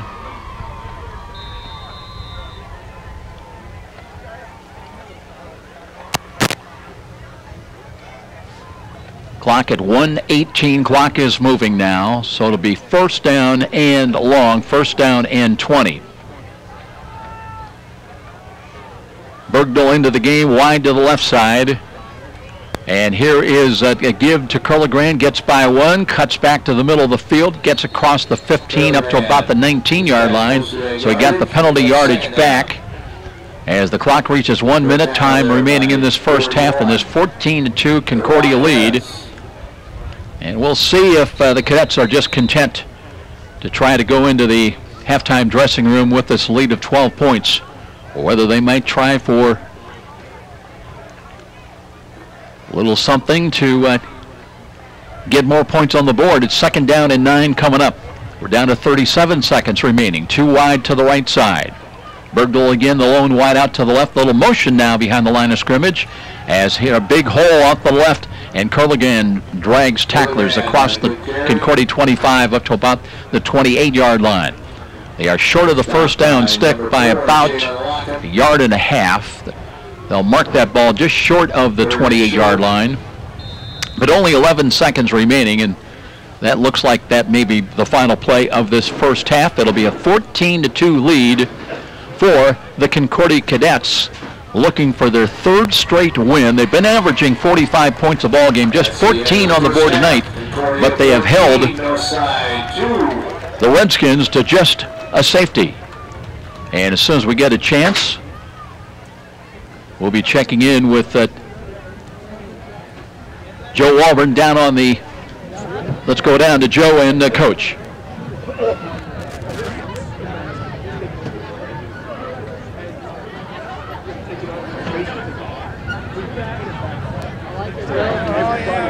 I think we've got a problem picking up Joe with the interview here tonight. So I tell you what, we will head to the intermission break here. We'll take a 2-minute timeout, and then we'll come back and we'll tune in with Matt Momper talking about the Momper family of insulation, Momper Insulation, when we return. 14-2, our halftime score here at Zollner Stadium. Cadets on top. This is IHSAA football on Fox Sports 1250 The Ticket. I like things fast. That's why I like roller coasters, guitar solos, and race cars. That's also why I love Fios Internet from Frontier. Now with 1 year of Amazon Prime. I use blazing fast Fios Internet to get instant access to Amazon Prime movies and TV shows Plus, I get unlimited photo storage, music, and Kindle books. And you can't beat free 2-day shipping. Get Fios Internet from Frontier for $24.99 per month with qualifying phone service and 1-year agreements on new Internet service, and get 1 year of Amazon Prime. Call 1-888-FRONTIER. Oh yeah, life in the fast lane. Get Fios Internet for $24.99 per month with 30 megabits per second upload and download speeds, and get 1 year of Amazon Prime included. Call 1-888-FRONTIER. Limited time offer for qualifying services. Taxes, fees, and other restrictions apply. 1 year of Amazon Prime service included with 1 year agreement on new Internet service. A maximum $100 early termination fee applies. Subject to availability. Fios Marks owned by Verizon Trademark Services, LLC, and used under license. The game just isn't the game without you. When pain or injury has you sidelined, call Parkview Sports Medicine at 260-266-4007. Whether you're an aspiring pro or a recreational athlete, our team of certified orthopedic surgeons, physical therapists, athletic trainers, and registered dietitian nutritionists will provide you with rapid access to comprehensive care and sport-specific rehabilitation. We can get you back to the action quickly and safely. Just call 260-266-4007. Parkview Sports Medicine, your dream team. McDonald's presents Choices. Jeff, would you rather have real breakfast like an Egg McMuffin or burnt toast? Egg McMuffin. And would you rather play sick guitar solos or be fluent in foreign languages? Nice choices, Jeff. Get to McDonald's and choose a real breakfast. Keep it real with an Egg McMuffin or Sausage McMuffin with egg sandwich. Now part of the all-day breakfast menu. Mix and match any two for just $3.50 at McDonald's. Limited time only. Prices and participation may vary. Price of single item on menu. You're listening to the high school football game of the week on WGL Fort Wayne, Fox Sports 1250, The Ticket. It is halftime. Welcome back, everybody, and I hope you're enjoying our high school football presentation of the week here tonight on Fox Sports. And, you know, as the days get a little bit shorter, the weather's starting to turn a little bit cooler, and that is a reminder it's time for us to begin talking about insulation, and not just any insulation, but Momper Insulation, located at 2431 West Main Street here in Fort Wayne. Long-time business. You got to go back to, I think it was 1956, when a young man then by the name of Charlie Momper decided to get into the insulation business, and his son, and the guy calling the shots right now, Matt Momper, who has joined us all these many years, which we appreciate with the sponsorship, but you know, Charlie's becoming a media star. I mean, we hear him on the radio everywhere, and I hope I'm doing that, Matt, when I'm 85. He's amazing. He has the voice. I don't, and if anybody knows me, if they heard me say, hi, this is Matt Momper, they'd say, okay, where's the punchline? Where Charlie goes, hi, this is Charlie Momper. So, yeah, we're glad that he's around and can still do the radio spots. I'll tell you what, you got him down pretty well. I think I've asked you this before, but go back, I mean, in your mind's eye with what you've heard back in 1956. Why the business of insulation? What prompted Charlie to want to get into this? Well, Charlie was a glazier working in the construction industry, and he saw the need. He has always been an entrepreneur, and along with his wife, Jackie, they said, hey, let's become an insulation company, and he and his brother borrowed $500, bought a truck, got a load of insulation down to Wabash, Indiana. Mom bought a typewriter, and they were in business. And, you know, Charlie saw the need and just said, you know, I am going to do the best I can and try to earn enough money to pay the bills, feed and clothe my family, and save a little bit to go on vacation. And ever since that, it's just been one day at a time. You know, it's a family business, and we were talking earlier. I said, you know, when you've got family involved, especially sons, the sons come to that fork in the road as they're growing up, their adolescence, and, you know, there's a certain amount of maybe pressure or hopefulness of them coming on and continuing with the family legacy to build on the business. And talk about when you first got involved with Momper Insulation as maybe not a completely paid employee, but and your thought process of, do I want to do this or do I want to go on and establish my own mark? Well, it was really easy. In the 4th grade, I started pushing a broom, just cleaning up. And high school, I got to work on the weekends or at nights loading trucks, and in summers worked on the crews, and that pretty much was college. And same with after graduate school. I had opportunities for different internships and worked a few different jobs, but I saw, when I was going through my graduate degree at Drake, I saw there was great opportunity at Momper Insulation. I've grown up in Fort Wayne, Indiana. with all these builders and people, and it's a wonderful place to do business with honest people, moral people that have integrity. So to me, that was very, very important. My dad had built a business which was very solid, which we could build upon the rock, like Peter. And I knew we could expand it and grow on it, and all the pieces were in place. And we had great people to work with in Momper Insulation. So on my end, it was really an easy decision. You know, when you look back at Momper Insulation and you know, the expansion that you've had, you know, after the fire especially, you just picked up and gone upwards from that, but you should look back and looking at Charlie Momper, the influence he's had on you personally. What do you take away? What impact has he had with you? And I'm not just talking about insulation, but on business in of itself, and in terms of customer service, quality products. What do you take away from Charlie? My dad was pretty simple. Just do the job right, treat the customer fair, charge them fair, and if there's ever a problem, you take care of it immediately. I mean, he was very simple. Again, I asked him one day, as we were putting away trucks, they were all getting washed. I said, did you ever think you'd be this big? He goes, no, it's just like I told you. When I first started, I just wanted to earn enough money to feed, clothe, and shelter the family and pay the bills. And when I started with my first employee, it was the same thing. I just wanted to make sure I had enough work for our employees so that they could feed, clothe, and shelter our family. And to me, that is very important, and I think that is why we have the workforce that we have today. We take care of them, and they take care of us. You mentioned employees, and one of the things, I did a little research online, and there's a particular section where it allows for employees to actually review the company, and I was really struck by a couple of the comments. These are quotes now: fun work environment, productive, fun workplace, and that seems to speak volumes. And these are, by the way, our Momper Insulation employees talking about what you and your dad have built. And how important is that when you hear comments like that, positive comments? Well, it reinforces what we're doing. You know, we try to, during the years, always have ongoing training so that our installers are fully trained. We try to make sure they're OSHA certified. That's constant, ongoing. First Aid, Red Cross, always ongoing. We try to have the Christmas party, the summer outing. We have the 401. We have the pension plan, which is a thing of the past. We still have that and believe in it. And what I'm really thrilled about is this past year, we have a man named Bernie Kaufman, who is in charge of Northeast Indiana, Man in the Mirror, and it's a mission. And I heard him speak, and I said, this is perfect for us because we talk about training and all this. I want our men to be better men. Man in the Mirror is man being more responsible to his God, to his wife, to his children, his family, his friends, his workmates.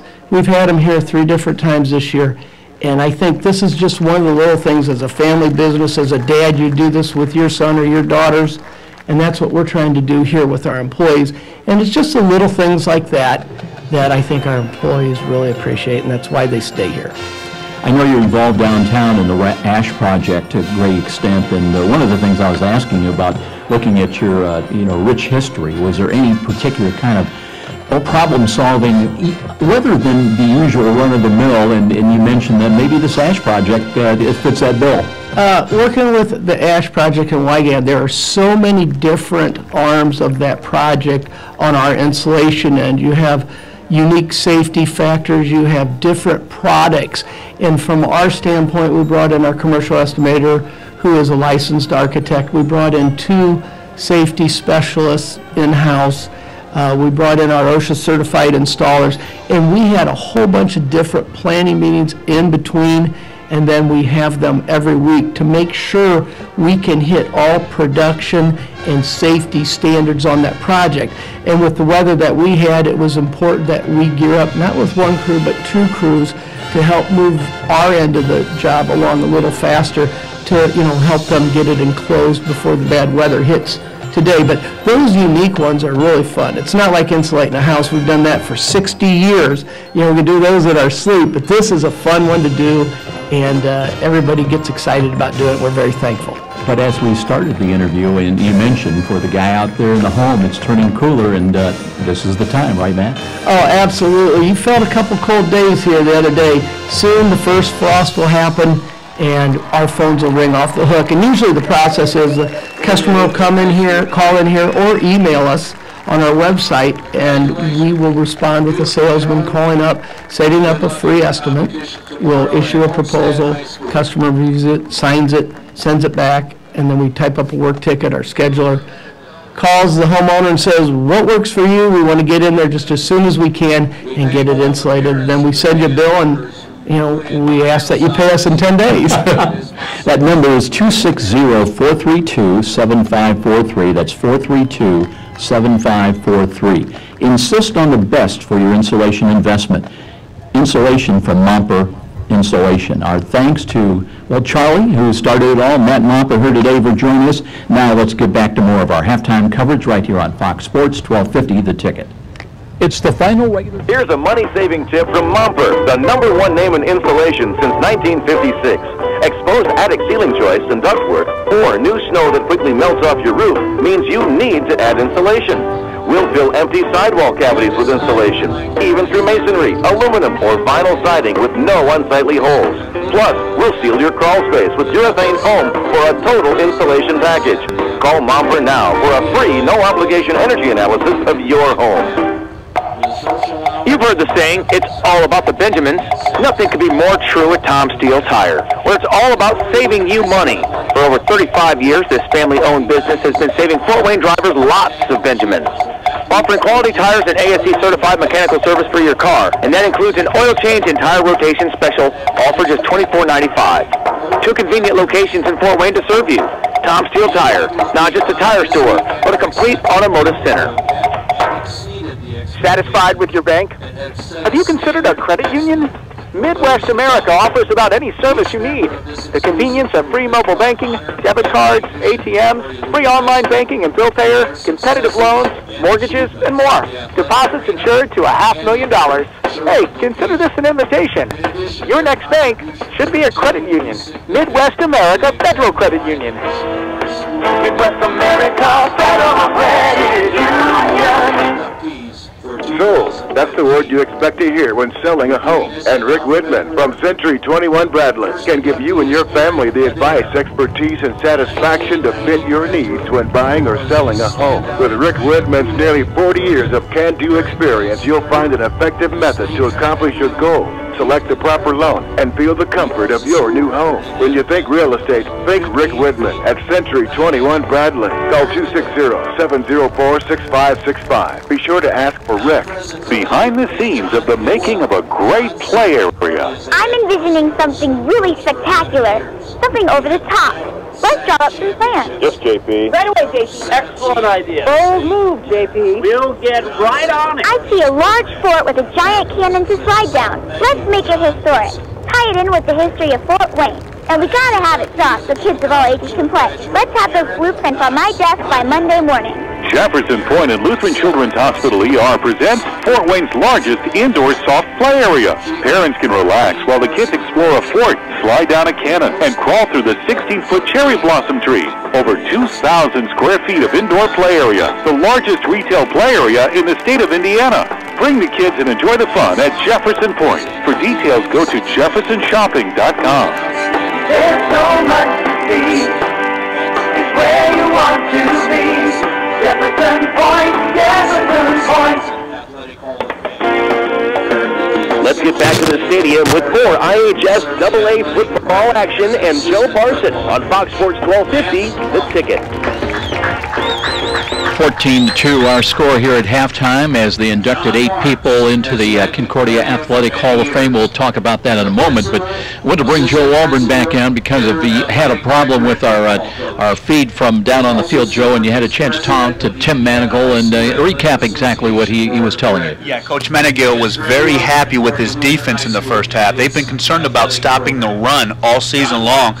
got the job done in the first half, slowed down the north side run game, so he was very pleased because they had worked on that all week long. He was concerned about his passing game. He felt like they weren't setting up a good pocket for Daniel Sparks, and he didn't like the last hit that Sparks took. So he wants to protect his quarterback and get his, get that high-octane passing game going. But he is pleased with his defense, and I think it's one of the first times this year at halftime where he walked off the field and he felt pretty good about his defense, Joe. 14-2 here at halftime. Let's recap the scoring, and it all started after a kickoff fumble recovery by Concordia kicking off.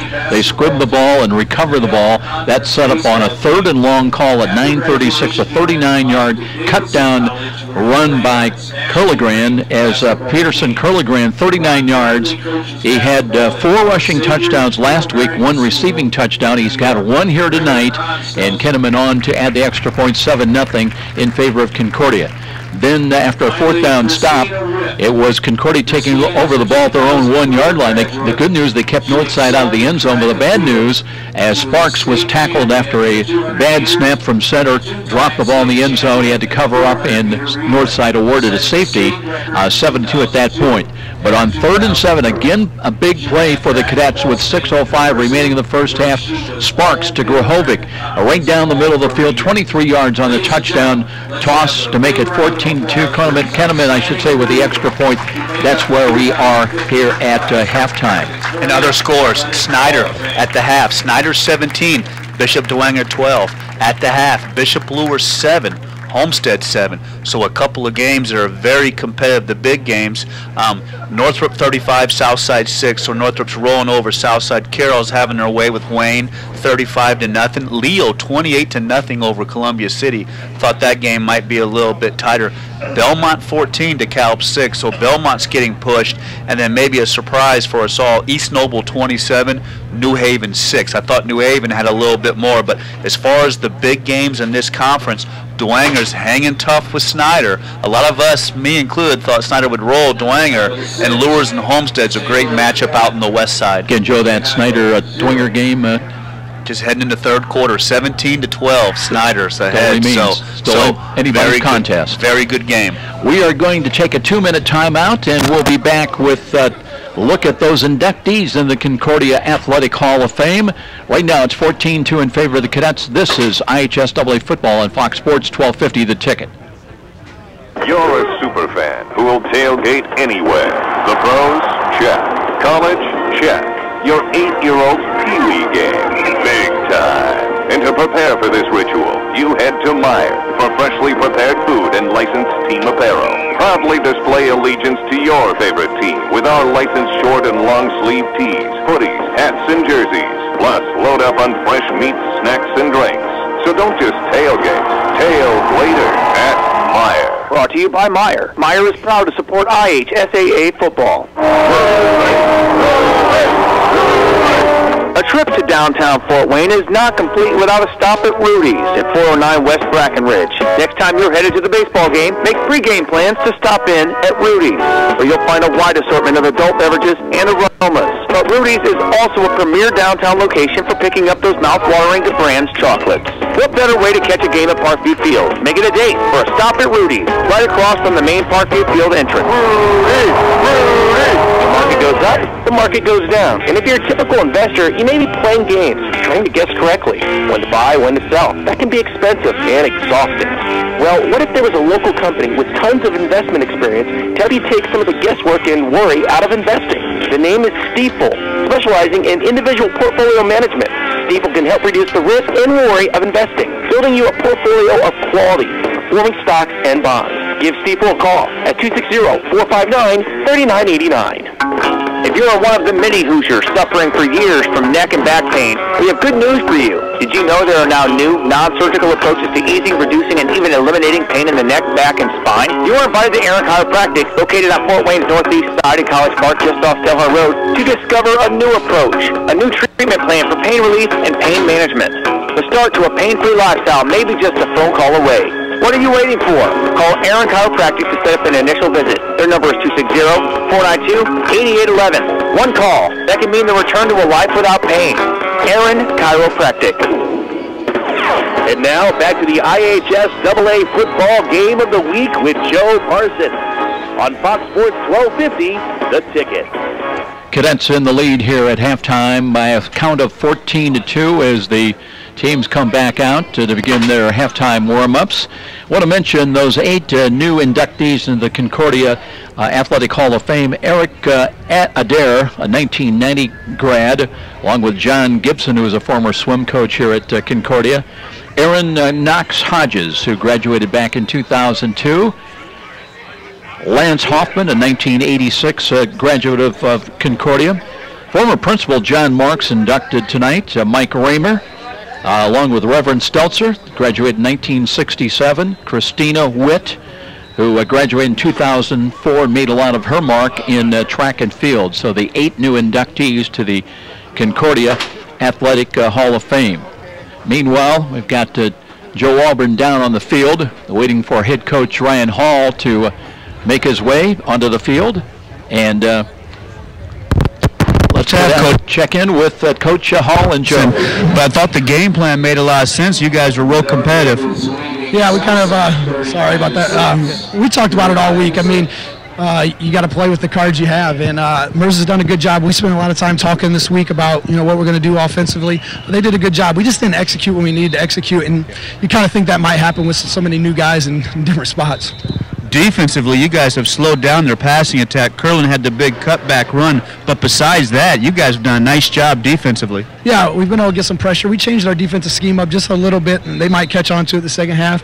But if we don't score any points, we're going to be in trouble here. But we don't want to give their offenses that many opportunities, and our offense is just kind of dictating, kind of slowing the clock down and keeping their offense off the field. Well, good luck in the second half, Coach. So another great coach down here, Joe, and he wants to get his offense going. He's happy with his defense, but he's got to get some points on the board. No question about it. So it's 14-2. We'll take a break. We'll take a 2-minute timeout. We'll be back with the start of the second half. And this is IHS AA football on Fox Sports 1250, The Ticket. Did you know the IRS tax code now consists of nearly 80,000 pages of rules and regulations? It's enough to make you cry. But now there's real affordable help right here in Fort Wayne. Walburn Financial Management, a firm that cuts right through the legalese, working hard for you, providing external solutions to bookkeeping and tax problems. Walburn Financial Management, taking flawless care of all your personal reporting, P&L, or even individual tax requirements. Give them a call, 260-459-2240. You'll sleep better at night being assured everything's taken care of. Walburn Financial Management. Where do savvy sports fans in the Summit City go when they need to know more than just the score? It's an easy choice. No other media outlet covers the local sports scene like the Journal-Gazette. You get 7-day sideline coverage from the area's most experienced and knowledgeable sports staff. It's a commitment to Fort Wayne that the Journal-Gazette takes very seriously. When you need to know the story behind the story, nobody delivers the goods each morning like the Journal-Gazette. And even when you're on the go, you can still catch up on the latest sports news online at www.journalgazette.net or from your mobile device at www.jgmobile.net. Start your sports day right, every day, 7 days a week with the Journal-Gazette. Every day, Fast Signs helps businesses like yours with their visual communications. We ask the right questions, recommend smart solutions, and help you build your business. Our knowledgeable consultants uncover your communication challenges and provide visible solutions. At Fast Signs, we're innovators, planners, and designers. We're more than fast, more than signs, and we're more than ready to help. Contact Fast Signs today. Text the word FAST SIGNS to 90407 to receive sales and discounts. Miss a great high school game recently? Or simply want to revisit that game-changing electric play that turned everything all around? Well, now there's a great new opportunity to do just that. Catch all the exciting action of our live radio broadcast simply by visiting SummitCitySports.com at the game broadcast. Plus, many other high school sports highlights to choose from as well. It's all new and available now at SummitCitySports.com. Let's get back to the stadium with more IHS AA football action and Joe Parson on Fox Sports 1250, The Ticket. 14-2, we're underway in the second half as a bounding ball filters back, and that'll return across the 25 of Concordia up to about the 29, 30-yard line. They'll mark it right at the 30-yard line. So here come the Cadets now in the lead by 12 points in first possession of the second half. Joe? It's interesting talking to the coaches. Coach Hall, he needs to get some points. And over here with Concordia, they want to get their passing game fired up. So it's interesting to get the different perspectives. Grahovic into the game. He's up in the slot to the right side. Split wide of him is Tyson Chambers. And Daniel Sparks, who threw for a touchdown in the first half. Off tackle run. There's Carla Grand. Cuts to the 40, 45 in a foot race. Bounces off a one tackle at the north 40-yard line and picks up another couple of yards. I love it when he makes the one cut, Joe, and goes. I mean, you talk about the zone run game. We saw it last night in the NFL playing game with the Texans against the Colts. You know, that back that makes the one cut and runs down the hill. That's what Curligan is, and he is tough to bring down. Mark it at the north side 38-yard line, so a big run. And here come the Cadets trying to add to their 14-2 lead. Early moments of the second half. Same set with Chambers split wide to the right. Split inside of him in the slot will be, as we mentioned, Grahovic. And here's Curligran angling to the right. He's got a couple of blockers, cuts back, and caught from behind that time. As let's see if it might have been Dyrese Howard that changed up and caught him, tracked him down, but nonetheless it'll be a gain of about 3 yards. Yeah, Howard, Whitner, Woodruff, and Sorrells are excellent backs for Northside in their 3-4. And that time they just strung Curligan out. And when they can do that, he's not quite the dynamic back that he is when he can plant the outside leg and go. So that's what Northside wants to do. String the play out with Curligan and get him on the ground and force Concordia to come back in a second and long here and throw the football. Concordia shows 3 wide to the left, the wide side of the field. Now on second down, let's call it 8. And here is Sparks wanting to throw, and he just pushes the ball ahead on a shovel pass, and it'll be a gain inside the 30 to the 29-yard line and a late penalty flag. Logan Snyder came up, made the stop. Yeah, and that was a fantastic play by Sparks just to get rid of that football. I thought Curligan was going to make the big run, and Northside gets him on the ground. Now you're going to have a penalty on the outside with Concordia on the wide receiver, the big wide receiver out there, throwing a late block. So you're going to have a personal foul on Concordia here. And we'll see what other penalty there was. There's 2 penalties in the play, holding on Concordia and dead ball personal foul on Northside. Now I'm sorry, they were offsetting, Joe. So dead ball personal foul on Northside and dead ball personal foul on Concordia. Those should be offsetting. But the holding penalty is huge. And that's going to move all the ball all the way back for Concordia. So Sparks does his best way to get out of it, Joe. Flipping the ball when he should have been sacked. Curligan makes a great play, but with the penalty, the ball ends up right back where we started. Yeah, it looked like a shot put, just kind of a basketball pass. That's one of those where you're in the pocket. I was chased like that in the pocket, and you don't want to admit it at the time, but sometimes it's like, take it, you know. I don't know if you remember that game we used to play in elementary school where one guy picked up the ball and ran, and everybody tackled him, and he threw the ball. It was kind of like one of those. Kind of keep away, right? Just want to get rid of it before they hit you. So the penalty will bring up second down and 13, and mark that ball outside the north 40 at about the 41, 42-yard line. So second down and long. Here's Sparks, wants to throw. Has plenty of time in the pocket. Now flush to his right. He's got all the world of green to run to the 35 and angles out of bounds at about the 32. And there might be, is there a penalty flag? I guess they hit him right before he stepped out of bounds, but he went another 5-6 yards headlong almost into that asphalt turf for the running track. Yeah, Sorrells is lucky because he shoved Sparks as he was heading out of bounds. And you're right, Joe, it dumped him all the way out in the track. But that's what makes Sparks so difficult to defend. Northside's back deep in their coverage in their 3-4. Everybody's covered, but they didn't account for the quarterback to tuck the ball and have a big run like that. And that was he had so much yardage out there, didn't he, Joe? Now they're all the way to the north 28-yard line with a new first down to work with. Again, Chambers stays in the one lone wide out to the right side, 3 wide to the left. That's the wide side of the field. Curligran, the running back, he was leaning forward, off tackle run to the right side, and he breaks it out to the numbers, and he's got another first down, still on his feet, down inside the 15, close to the 10. Well, he goes at 170 pounds. He looks about 190, 195. And when he makes those cuts, Joe, it's like his feet are so close together. He's not a big strider. Sometimes you see backs that are big striders. He's more just picks him up and puts him down so fast, but he's so square you can't really get a good hit on him. Nose of the football inside the 10, call it officially at the 9.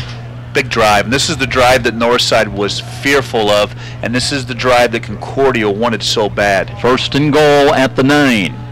They'll work from the right side hash mark. First and 10, first and goal, I should say. This time Sparks under center. They've got a wing back to the left side. They'll run that way with Curl Legrand. He drags tacklers down inside the 7 to the 6. Strong. That time he's dragging Whitner.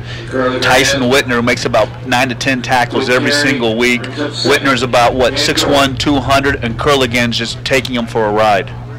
Just the strength out of the running back. Cadets huddling up now as Sparks again visits the near sideline to make sure the play call. Trotting back on the field, the play clock at 17. Still have plenty of time.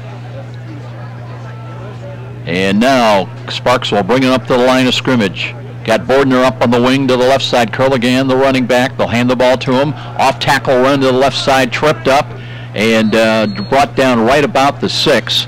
And who else but Tyson Whitner getting off the bottom of the pile. Yeah, Whitner, nice job by Whitner to scrape.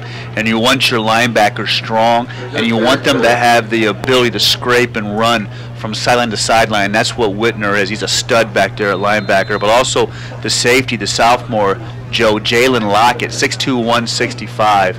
Remember that name. That's going to be a name that you're going to remember next few years around here in high school football. And by the way, Joe, Curligrand came up trying to kind of flex that leg a little bit like he might have picked up a little bit of a dinger. I think he's all right, though. It'll be 3rd and goal from the 6-yard line. This time it'll be Sparks out of the pistol, wants to throw, steps up, looks to the left side, throws a ball, low ball, and that's incomplete. Bergdahl, the intended receiver, 6'7", went down trying to grab it at his knees, but now it's going to be 4th down. And you can see, the ability that Bergdahl has, but also being 6'7", Joe, it's tough to go down and get those balls when what's hard about throwing the football down at the goal line, you have to keep that ball a lot of times low. And it's tough for Bergdahl, being 6'7", to go down and get those footballs. Looks like the Cadets are going to disdain the field goal try. They lead by 12. Huge play. This becomes a huge play in the second half on the 4th down. Empty backfield for Sparks as he's got 3 wide to the right side, 2 wide to the left, north side confused. Here's Spark, quick slants up, and that's incomplete, in and out of the hands on the quick slant. That was something else because, that's going to be a false start. Now we'll see if they're going to replay the play. Northside was totally confused, had the wrong defense in, and Concordia had the play they wanted. They had the slant, and Sparks just missed him. And I tell you what, Sparks is taking a lot of hits tonight, Joe, and the more hits he takes, he's becoming a little bit more inaccurate. He was inaccurate in that ball down with Bergdahl, and he missed the slant there, and I think it's because he's taking a lot of hits tonight. Bergdahl, or I should say it was Grahovic, the intended receiver. So the play never happened. It's a loss of 5. It'll be 4th down and goal from just outside the 10. And now, here again, here's a quick throw to the left corner. He's got Bergdahl, and he's got it for a touchdown.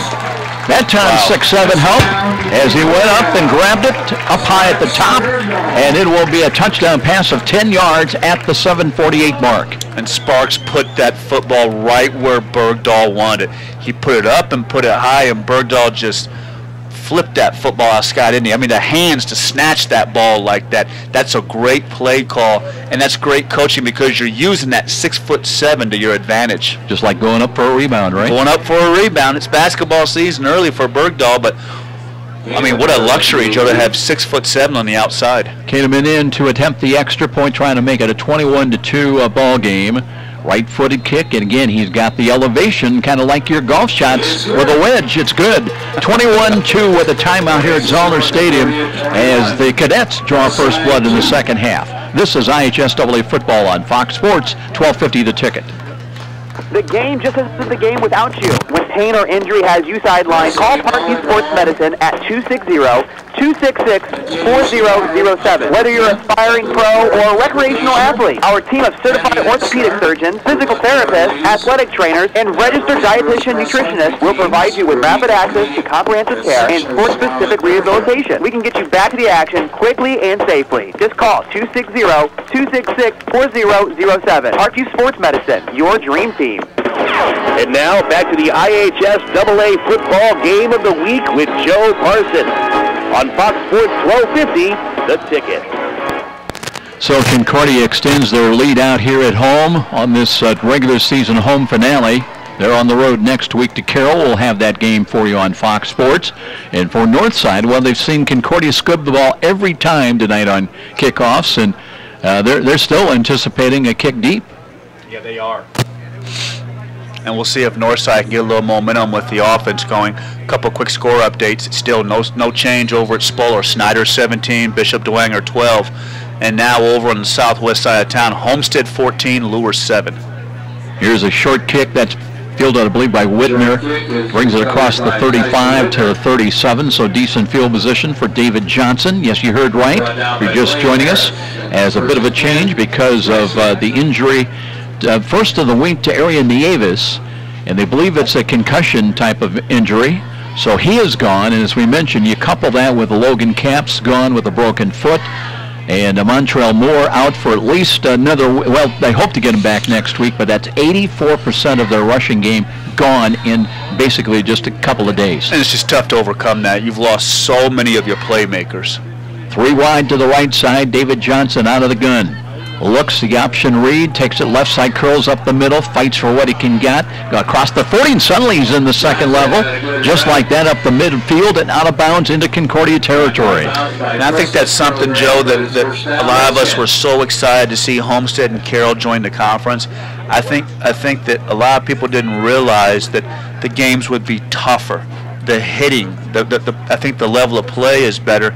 You're going to have more injuries, and I think we've seen more injuries this year, and Northside has been a team that just can't afford to get hurt like that because so many of their guys play both ways. Headed to the football playoffs in 2 weeks. It may be survival of the fittest. Quick hitting pass to the left side, and that's good for 5, maybe 6 yards. I believe Lockett on the receiving end and spins his way down to about the 43-yard line of the Concordia Cadets. And you talk about the playoffs, and you look at some of these sectionals for Concordia. I mean, Concordia is in sectional 27 with Bishop Lures, Mechaniqua, Northwood, Yorktown, Peru, Norwell, Belmont. I mean, Belmont's 6-1, Lures is 5-2. You know, they had that war with Lures a few weeks back, but that sectional is loaded. Lockett picks up 6 yards, 2nd down and 4. 3 wide to the right, Sorrells in motion out of it. Second back through, gets off tackle run, but good job of staying at home, but a good drive. Let's see if that's Whitner. Powers his way to the 40. I see you, big boy.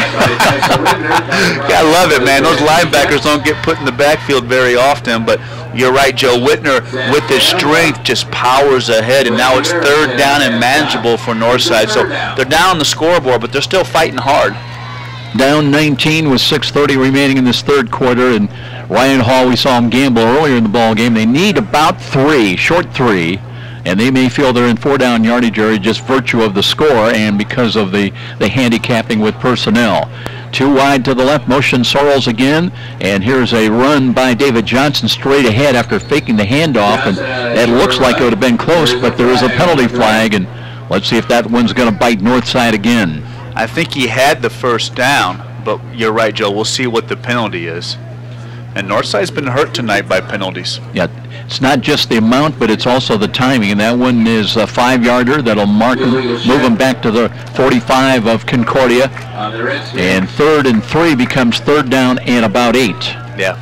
And we mentioned, you know, Concordia being in sectional 27 and sectional 10 with the way they revamped the playoffs. There's only 4 teams, but for Northside, it's undefeated Snyder, 5-2 Concord, and 4-3 Goshen. So heading into the night, sectional 10, the overall records are 20 wins, 8 losses. Concordia wins, safety back is a roll right side, and here's a throw, and the catch is made near side. That's DeRosie fighting for extra yardage.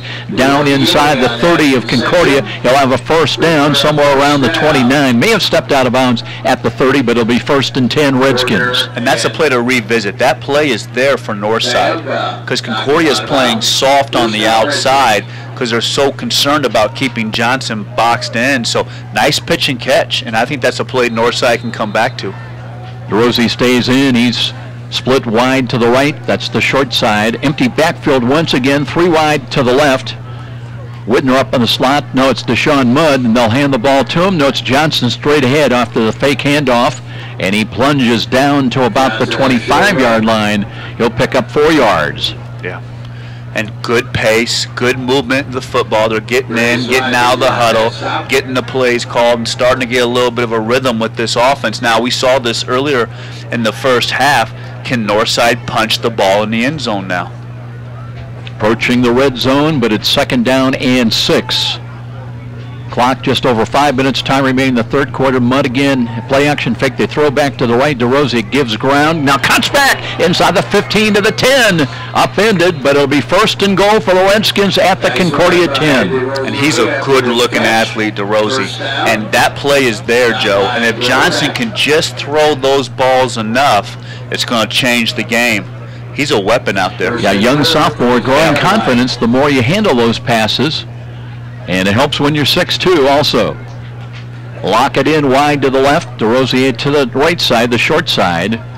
And Whitner up on the wing to the right side. Now check it. It's going to be Whitner straight ahead with a carry, trying to push the pile, but he's going to lose yardage back to the outside the 11. And that's run right into Tarek Jackson. We mentioned him earlier. 6'4", 330.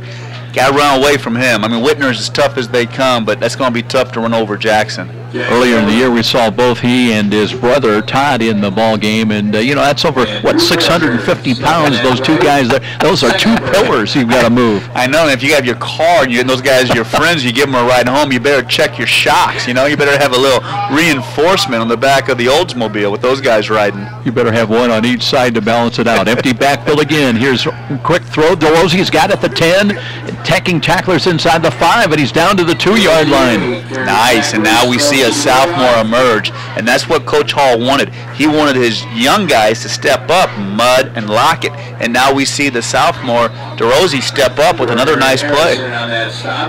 So it will be 3rd down. Let's see, we've got an equipment problem, also a player down. Joe will look like Drew Bordner is down. I think he got his bell rung, Joe, if I'm not mistaken, but we'll see. We've got a stoppage of play. This injury timeout brought to you by Parkview Sports Medicine, winning combination with the IHSAA. So we'll take a 30-second timeout. This is IHSAA football on Fox Sports 1250 The Ticket. McDonald's knows that not all deals are good. Honey, what is that? It's called an umbrella. It's an umbrella for dudes. Comes with 6 different attachments. Flashlight, crowbar, stapler. You paid money for that? I did.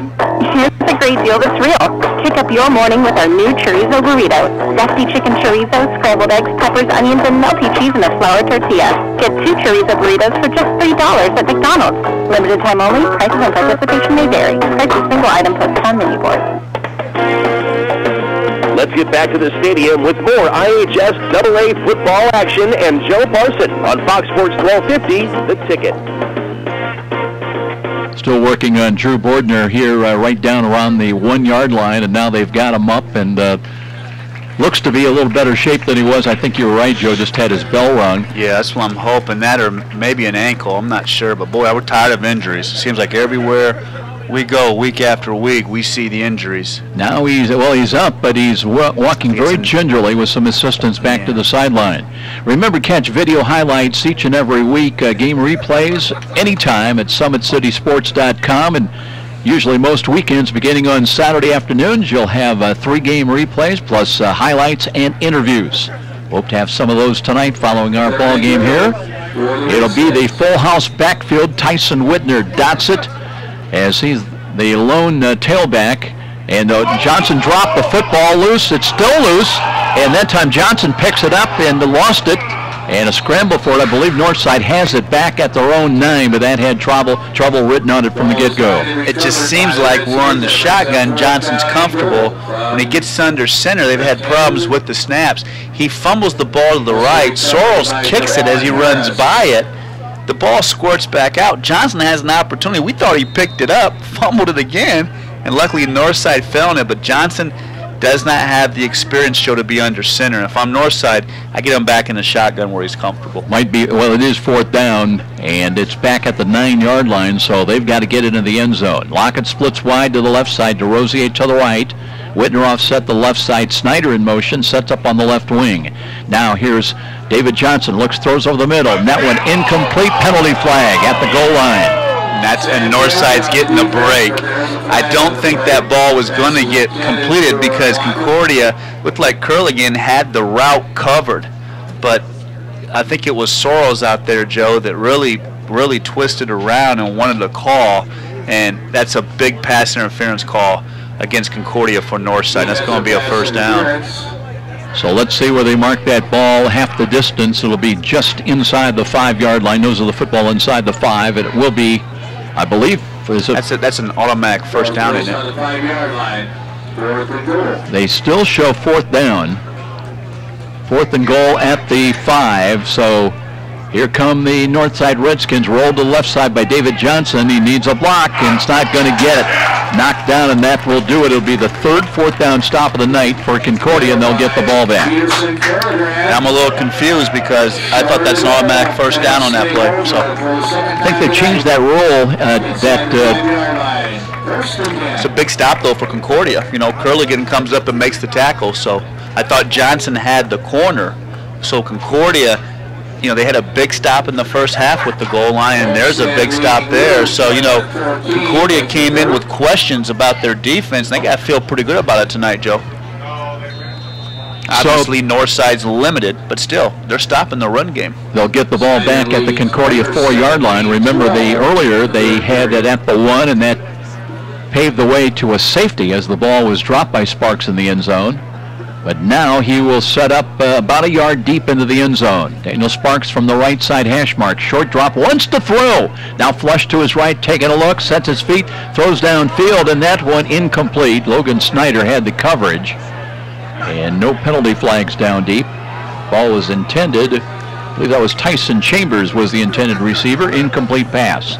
And a couple quick score updates still. No change over at Spuller. Snyder 17, Bishop Dwenger 12.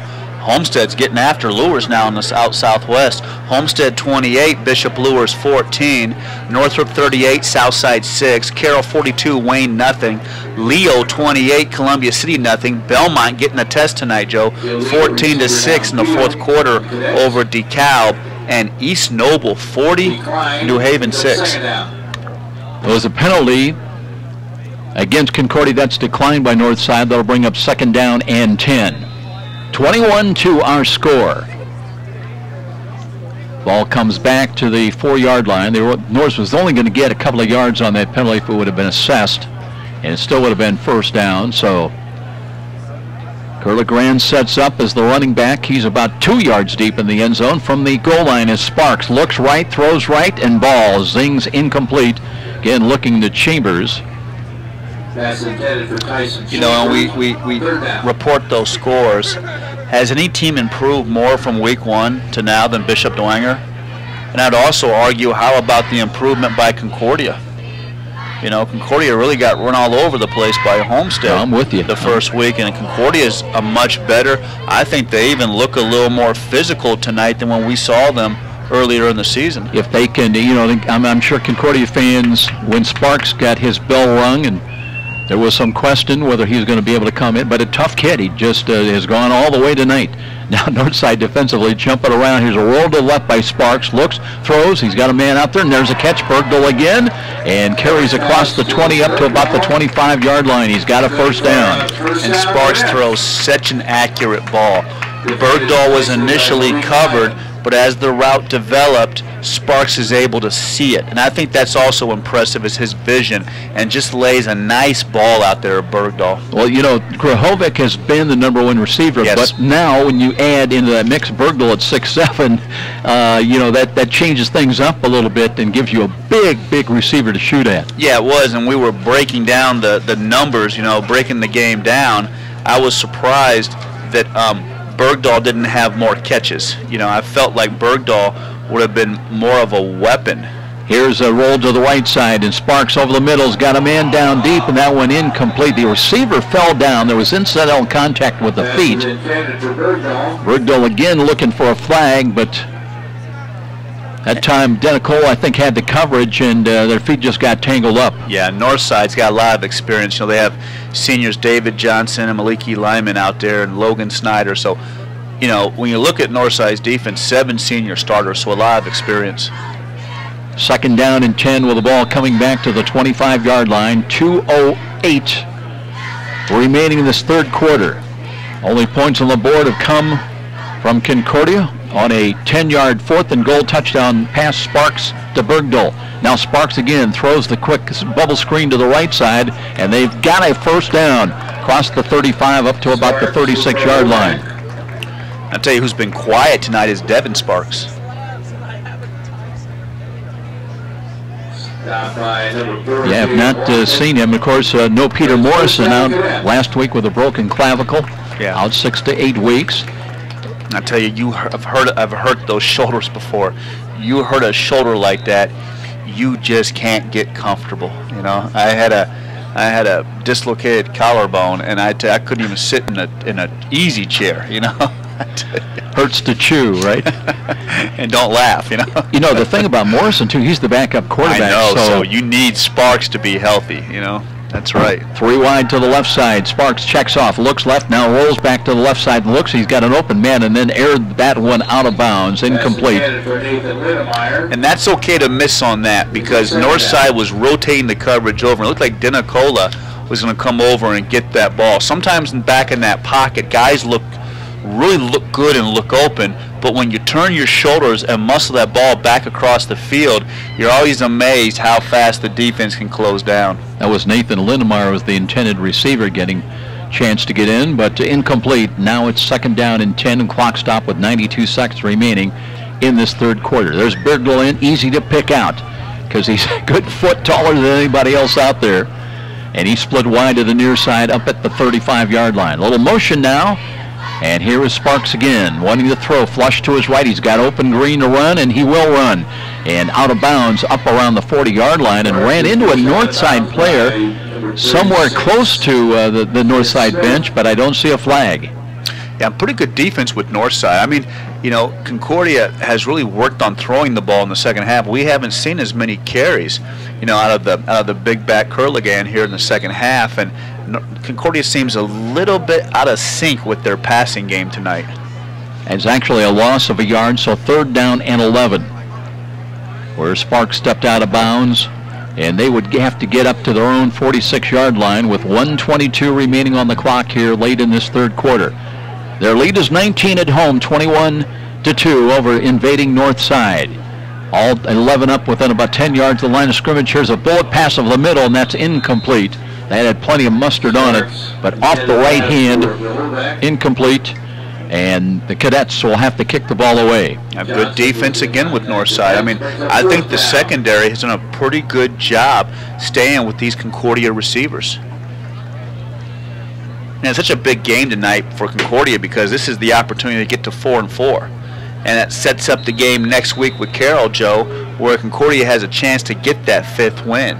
And, you know, Carroll got beaten by Northside, so I think next week's game with Carroll will be a very good game. Here comes the punt. Short punt, that's going to hit. And did it hit a Northside player? And we'll wait at the 40-yard line.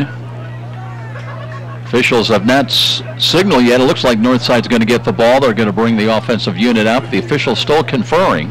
That took kind of a crazy bounce. It did, and I think that's what's confusing to the officials. I don't think it hit a Northside player, but it did take a very strange bounce. Max Doctor, legal touching the ball against Concordia. Northside takes over on the 40. Interesting. So it will be Redskin football at the Northside 40-yard line with just 1:04 remaining in this third quarter. Hey, that futures ticket I told you about, TCU I got, it looked pretty good. Did you see what they did to Texas last week, my friend? That futures ticket. You want to hold on to that one? 9-1. It's looking pretty good, Joe Parson. Logan Snyder in motion to the left side. Here comes Sorrells now. And it will be a run to the left side.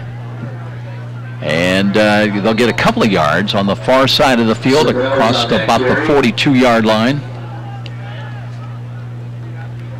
We've seen that set a lot here tonight where they have basically 2 men in motion, not at the same time. Snyder will come from one direction, reset, and then Sorrells, the second man in motion, also moving the same way. There's so much misdirection in Northside's offense tonight that's tough for Concordia at times to follow it. And I think that's where Northside's trying to overcome, you know, missing so many players, that this is an opportunity to maybe have some misdirection and do that. That was a gain of 3, and the officials coming over want to explain something to Tim Manigal of Concordia. I think Coach Manigal is still upset about that illegal touching call on the punt. It'll be 2nd down and 7. Proving field position for Northside. They've not scored a touchdown tonight. They've been shut out as far as offense. Their defense has given a 2-point safety. That is it. They trail by 19. And time on the clock now back to 56 seconds remaining in the 3rd quarter. Here come the Redskins. Low snap, but Johnson's got it. Wants the throw, and a diving attempt, no good. Lockett trying to reach out to the sideline, but the ball was wide and low, incomplete. That's what's tough when you roll to your left. It's so tough to come back across your body and throw that football. But I think overall David Johnson's done a nice job because, you know, last Friday night at this time, he wasn't planning on playing quarterback. It's kind of like looking around the locker room. Hey, who wants to play quarterback tonight? You know, no Arion Davis, no Logan Capps. So David Johnson gets popped in there. And what happens if David Johnson goes down? Who plays the quarterback then, you know? Next man up. Next man up. Johnson, 3rd down and long. Wants to throw, drops, looks, throws to the left side. He's got a man down there. The ball is going to be intercepted. No, it was incomplete. Ball was to the inside, and that's where Concordia had good coverage to the inside. I think Concordia, obviously Northside's limited, but Concordia's defense is doing a much better job tonight, and they're better at the point of attack. And I think if they can shore up their run defense and be more aggressive, they could really be a force in the playoffs. Concordia had the coverage back that deep that time. Preston Curlegrand, the younger brother of Peterson Curlegrand. So it's 4th down, and it will be Somo to come in and kick the ball away. Waits at his own 30-yard line. 42.5 seconds remaining in the quarter. And now Northside with 5 on the play clock. And what do we have here? They take a timeout. Yeah, I'm surprised. I think they had 12 guys on the field, Joe. Little problem. So with 21-2 our score, we'll take a quick 30-second break. This is IHS AA football on Fox Sports 1250 The Ticket. You've heard the saying, it's all about the Benjamins. Nothing could be more true at Tom Steele Tire, where it's all about saving you money. For over 35 years, this family-owned business has been saving Fort Wayne drivers lots of Benjamins. Offering quality tires and ASE-certified mechanical service for your car, and that includes an oil change and tire rotation special, all for just $24.95. 2 convenient locations in Fort Wayne to serve you. Tom Steele Tire, not just a tire store, but a complete automotive center. You're listening to the high school football game of the week on WGL Fort Wayne, Fox Sports 1250, The Ticket. It'll be Grahovic back deep in punt return. He's had just 1 punt return this year, and they're not, well, it's because Northside's going to run a play on 4th down and 7. That's why they were calling the timeout. A roll to the right by Johnson, throws the ball. That one is short and incomplete. And he had a good play. Sorrells was open out there, and Johnson just couldn't get him the football. So you were right, Joe. You thought they might go for it. So good stop again by Concordia. So Concordia will have the football, 1st and 10, and they will have it at the Northside 43-yard line. Well, twice they've had the ball after 4th down stops, once at their 1. That led to a safety. Then a drive that started at the 4-yard line, but now at the North 43. I think you're going to get a big dose of Curligran now if you're Concordia. 3 wide to the left side. Sparks checks that north side defense. They're dropping 4 linebackers. They will run Curligran up the middle, and he breaks down into the 40 and another yard down to the 39-yard line. Yeah, good pad level, good back, good vision. He's just really exploded on the scene this year, hasn't he, Joe? I'm guessing that's a gain of 4. That is probably going to be the final play of this 3rd quarter. So Concordia just looking to the sidelines as the final 10 seconds tick away. It will be a 21-2 lead for the Cadets and they'll have 2nd down and 6 when we start the 4th quarter here at Zollner Stadium. This is IHSAA football on Fox Sports 1250, The Ticket. Hi, this is Russ Isaacs, former head football coach and athletic director at Snyder High School. I can tell you from personal experience that next to winning a championship, nothing compares to receiving a championship ring. The ring is a culmination of high achievement and adds tremendously to a student-athlete's self-esteem. Take it from the coach. Honor your achieving student-athlete with a championship ring from Signature Style Jewelry. Join the winner's circle. Get a free price quote and your artwork today. Call Todd Oliver at 800-273-8124, extension 3. That's 800-273-8124, extension 3. Write it down, 800-273-8124, extension 3. Or email him at todd@signaturestylegewelry.com. That's Todd at signaturestylegewelry.com.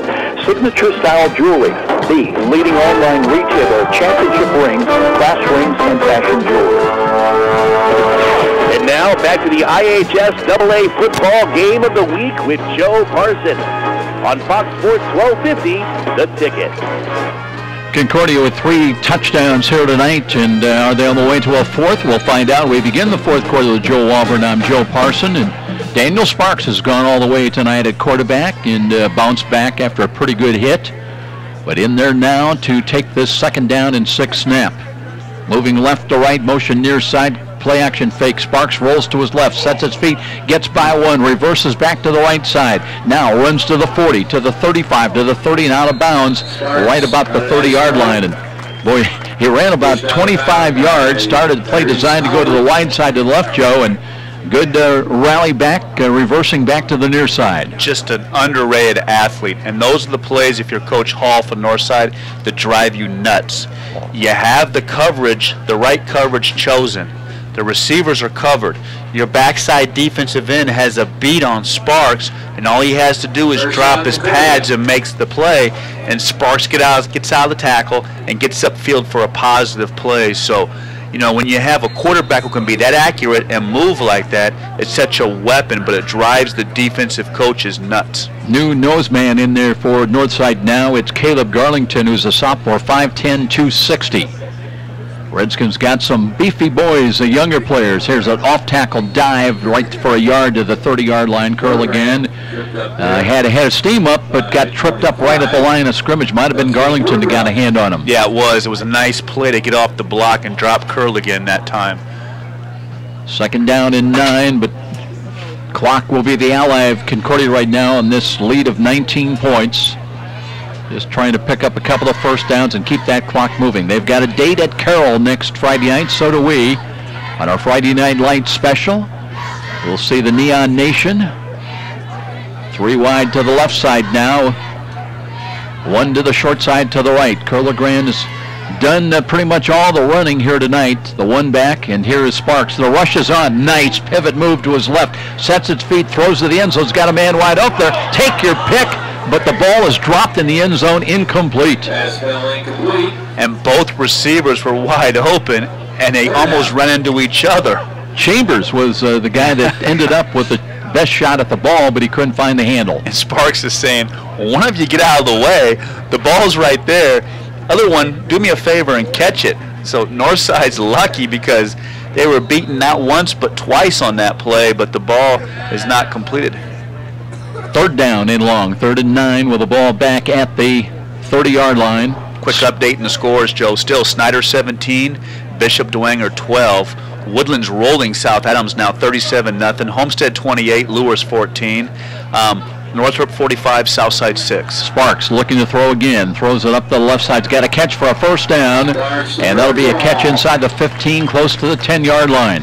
Just a nice post corner that time, and Sparks throws one of the prettier balls in the post corner. And Northside had a bust that time on the coverage, so nice play call for Concordia, but Northside has to clean that coverage up. They're going to mark that ball at the 13-yard line. Bergdahl again on the catch at 6'7".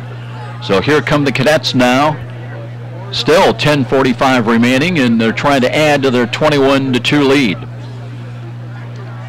Well, you get the idea of Bergdahl becoming more and more a factor in this offense, the passing receiving end, and That's got to help Krahovic out, who had been number 1. Here's a run and quick blast play up the middle, and Curligran inside the 10 all the way down to the 8-yard line. Yeah, good push up front with the offensive line, and Curligan gets a nice run that time.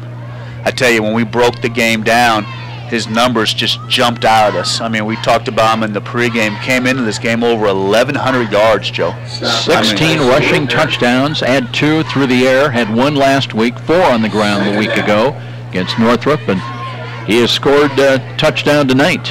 Started the game on a 39-yard dash. And the competition in this conference, and to average almost 8 yards a carry, is impressive. Second down. Ball's at the 9-yard line. Second down, let's call it 7. From the left side hash mark, 3 wide to the right. And Sparks, short drop, looks, throws back to the left side, and the ball is caught. It was not caught. Bergdahl had it for a moment, but pretty good defense, and they're coming late to knock that ball away. Yeah, it was good defense. Looks like Dinacola out there closing down on that play. So I thought Bergdahl had it, but, you know, just knocked away from him by Dinacola of the Redskins. Third down. Ball back at the 9-yard line. They can pick up a first down inside the 5 without scoring. Play clock at 16. Sparks just trotting back into the huddle right now. Now they come up the line of scrimmage. Bergdahl stays in. He's split wide to the left to short side. Trips package again to the right side. Curligran the running back, but here's the rush coming on. They screen the ball. Curligran into the end zone. Did he get there? He's out of bounds or knocked down inside the 2 at about the 1. He did not break the plane of the goal. It was a good play call to screen that time. We haven't seen a lot of screens tonight for Concordia. Northside had a good rush, and that was the perfect play to get the ball to Curligran. And I thought he was going to walk in, Joe, but it looked like Northside really chased hard. And I thought he was in the end zone, but we'll see. There is a penalty flag a couple of yards deep in the end zone, the far side. Max Doctor, our referees, making the walk back to the near side, letting us know what's going on. Holding is going to be a call against Concordia. That's a huge penalty. We've seen some big penalties tonight. And the timing of them, too. You know, it's teams either, and I thought earlier, really Northside had some big plays wiped out because of penalty. They made some big mistakes on the goal line when they could have gotten some points. So now we see it reverse, and Concordia makes a big mistake here. So third down and 7. 9:40 remaining. Getting the work from the left side hash mark. Blitz, zone blitz coming defensive right side. That's picked up. Sparks throws to the right corner. He's got a man out there way too high, though. Overshot the intended receiver. Denicola had the coverage, and the pass is incomplete, and that'll bring up fourth down. Yeah, good push up front with Northside. They get the rush on Sparks, so Sparks has to get rid of the football and muscles it out to Chambers and can't get the completion. But that's the Northside front 3 getting back there and putting some pressure on them that time. We've not seen Concordia really intent on trying a field goal, and it looks like they're not going to try one here. So they need 7 yards at least to pick up the first down. Looks like they can pick one up somewhere inside the 4, around the 3-yard line. 2 wide this time to the right. Little motion from the left side behind the line of scrimmage. Sparks looks, throws to the left corner's got a fade out there, and that Bergdahl got turned around, couldn't find it. And we do not see a penalty flag. The Northside defender fell down, so it'll be a fourth down stop for the Redskins. That's their first of the night. Yeah, and Sparks kind of thought that Bergdahl was going to take the route a little bit farther to the outside, and Bergdahl kind of leaned the route to the inside, and they just weren't on the same page. And that's kind of the way it's looked tonight for Concordia. We've seen some plays where they've really clicked with the passing game, and other times not so much. What's interesting, Joe, we've had 3 straight fourth down stops by the 2 teams. Absolutely. So Northside gets the ball back with 9:25 remaining. By the way, if you're wondering, they are home next Friday night hosting Bishop Luers. And you got to think, if they can get Nieves back at quarterback, move Johnson back to slot back, and get Moore back, maybe they'll be a different team. Johnson scrambling and fell down in the end zone. That'll be a safety. He was scrambling around, and just, you know, when you don't have that experience, not to mention being 5'8", and he just gave up on the play a little bit, and that'll cost him 2. That'll make it 23-2.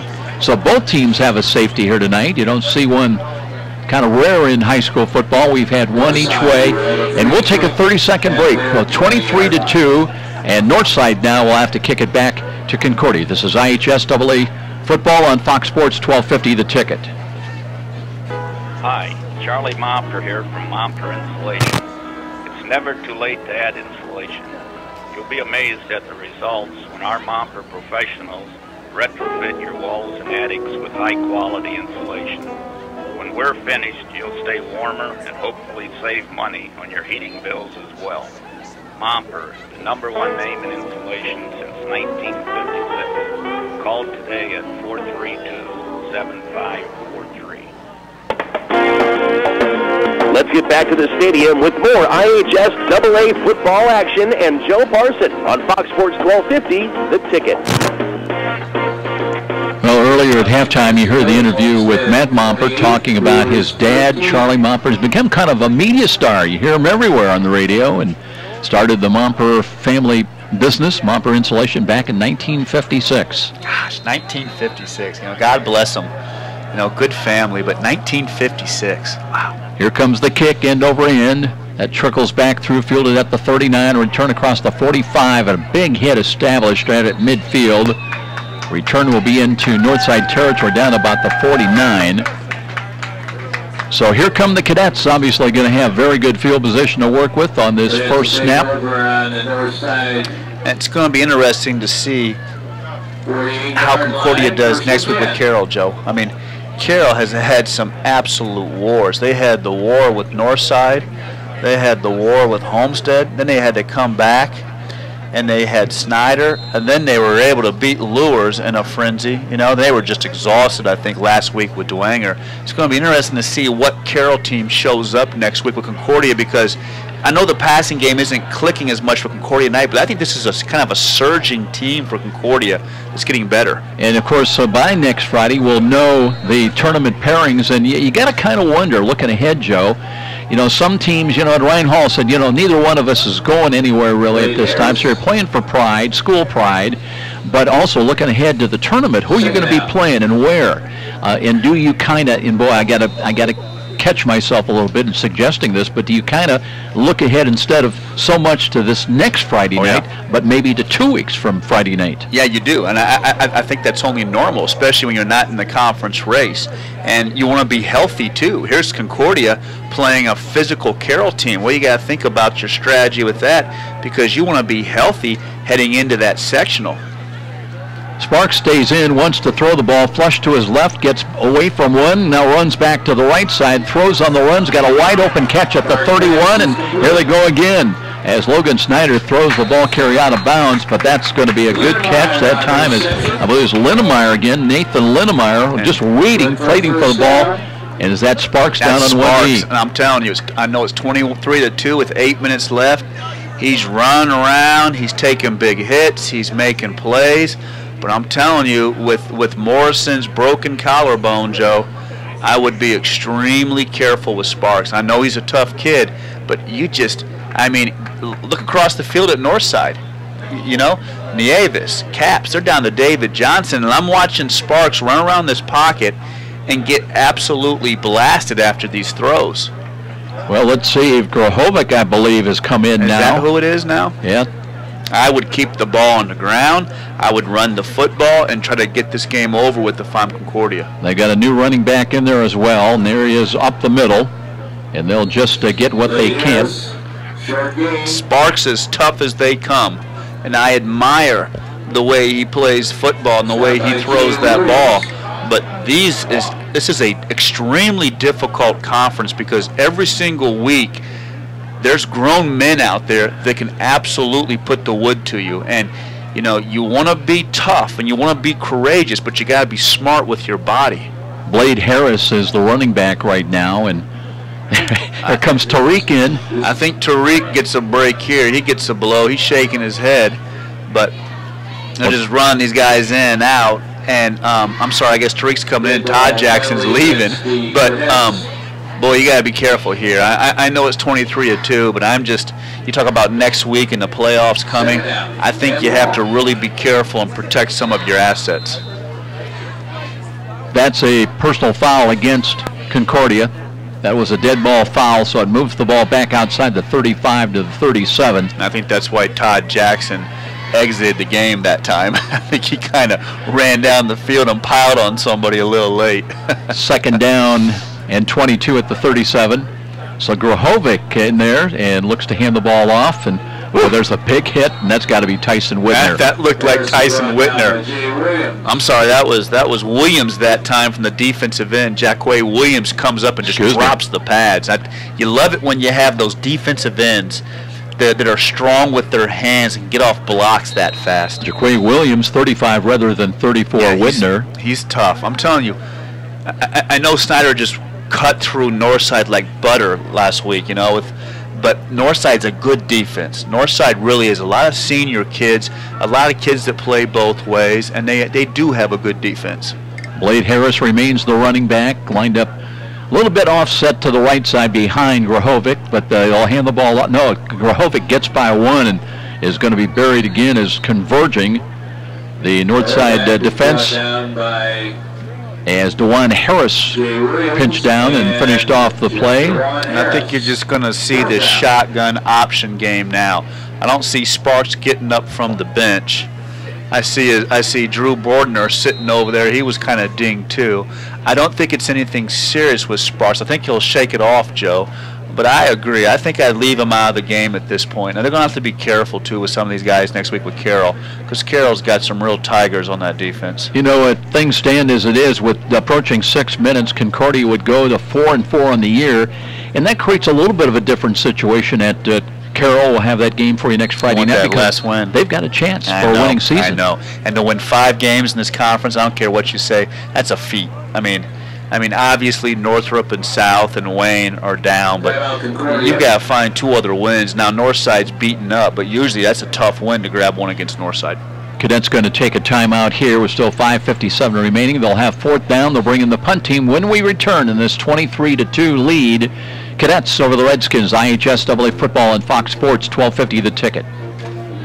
Satisfied with your bank? Have you considered a credit union? Midwest America offers about any service you need. The convenience of free mobile banking, debit cards, ATMs, free online banking and bill payer, competitive loans, mortgages, and more.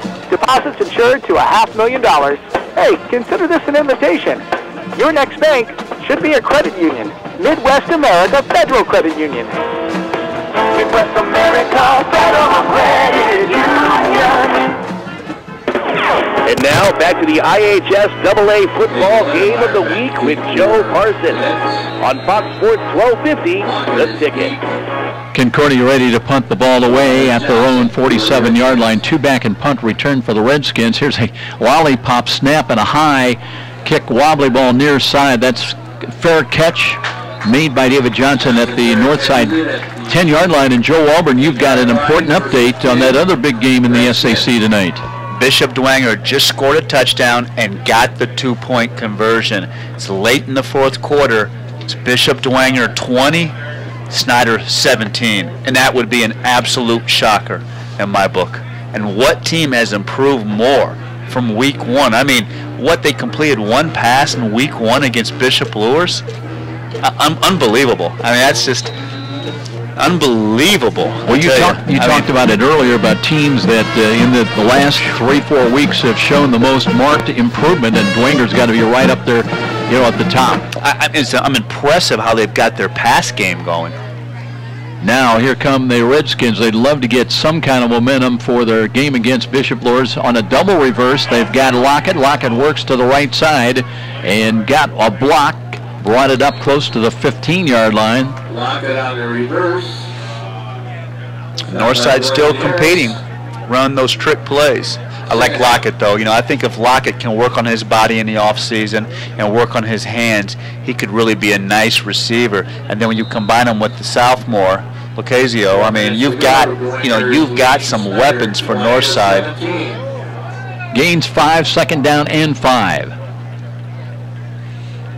And a little motion right to left behind the line of scrimmage again. Here's Johnson. Throws to the right side. He's got a catch. Let's see if that's DeRosier out there as he'll bring it up. He's got a 1st down.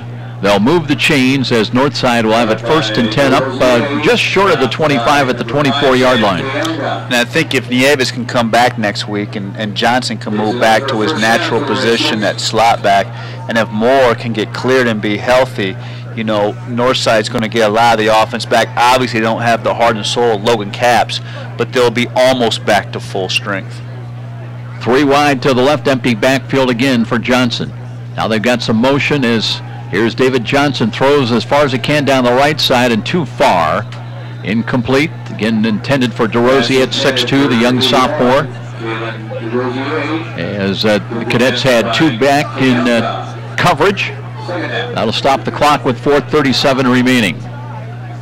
Well, you guys had a big win last week, didn't you? Wow, that was, I got to be honest with you, I didn't think you'd win that game. What a game, huh? Yeah, it would have been tough to argue with you, especially at the end of the 3rd quarter. St. Francis, who were talking about, down in the 17 points on the road at Marion, but they outscored the Knights 20-0. Jeez. In the 4th quarter, won at 45-42. Tomorrow against Siena Heights. Here's a sweep coming up left side. And some hole. Nice cutback. And there's Sorrells, I believe, got the handoff and brings it up. But nice fancy footwork across the 35 to his 36-yard line. Lionel Sorrells. Yeah, we've seen him on offense, defense. We were surprised to see him, the role that he had now on offense, but he's a good athlete, good player, known for his linebacking play, but has been carrying the football tonight. You know, Ryan Hall was talking about the impact, the importance of the loss, Logan Capps, but Northside's got a lot of athletes on this team. They just really have not been able to put it together. Here's a keeper play and a run right side, and David Johnson does want the throw, and he completes it. If he's inbound to Rosie, he grabbed it at 6'2", and he'll have a gain of about 6 yards. They're going to mark him out of bounds at about the 41. Yeah, Northside reminds me of some of the old South teams because they have a lot of athletes that play both ways, kind of neighborhood kids that play with a lot of pride, and it'll be good when they get some of those pieces back. I mean, they're sectional. Geez, Concord, Goshen, Snyder. I mean, whew. Yeah, good luck. Right? Good luck with that, huh? 2nd down after a gain of 5. Here's throws back to the right side. A catch is made, and that's a Whitner. Whitner spins his way inside the 45 of Concordia, down inside the 40. There's a penalty flag thrown back at the north 48-yard line. That one might be coming back. Yeah, the Concordia coaches were screaming for holding up here, and I think the ref heard them and is going to give them the call. And those defensive coaches for Concordia, they don't want any touchdowns. You know, when's the last time Concordia's only given up 2 points in a game, Joe? I mean, you look at their scores this year. I mean, even when they won, they've given up 20, 30, 40 points, you know. Well, it's interesting you talk about the numbers coming in, as that Northside was averaging just over 34.5 points a ball game, but Concordia was averaging almost 37.5. North, despite giving up 63 last week, was still giving up about 30 points a ball game. Yep. Concordia 31. So very, very close numbers, similar numbers.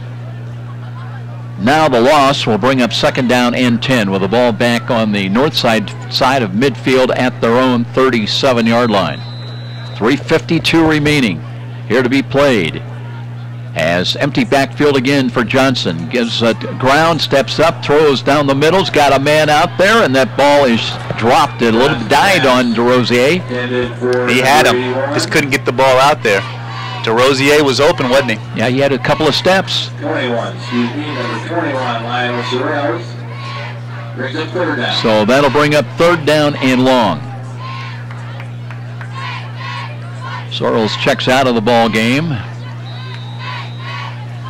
And Northside bringing in some new numbers now. Let's check the new wide out. Jalen Gentry, I believe, is in there wide to the right side.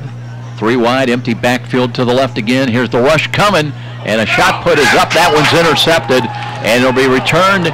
This one's got a chance to go for a touchdown. Let's see if they got into the end zone. No indication by the official yet. It is a... I thought he was in the end zone. We'll see. They're going to point at the 1. We'll see what the penalty is. I think the penalty is going to be a legal man downfield, Joe. I think it's going to be on the north side. I think the play will stand. So the interception at least will stand. And we'll see what we've got here. They spot the ball down at the 1 yard, just inside the 1, just outside the goal line, in fact. Max Doctor coming over to let us know.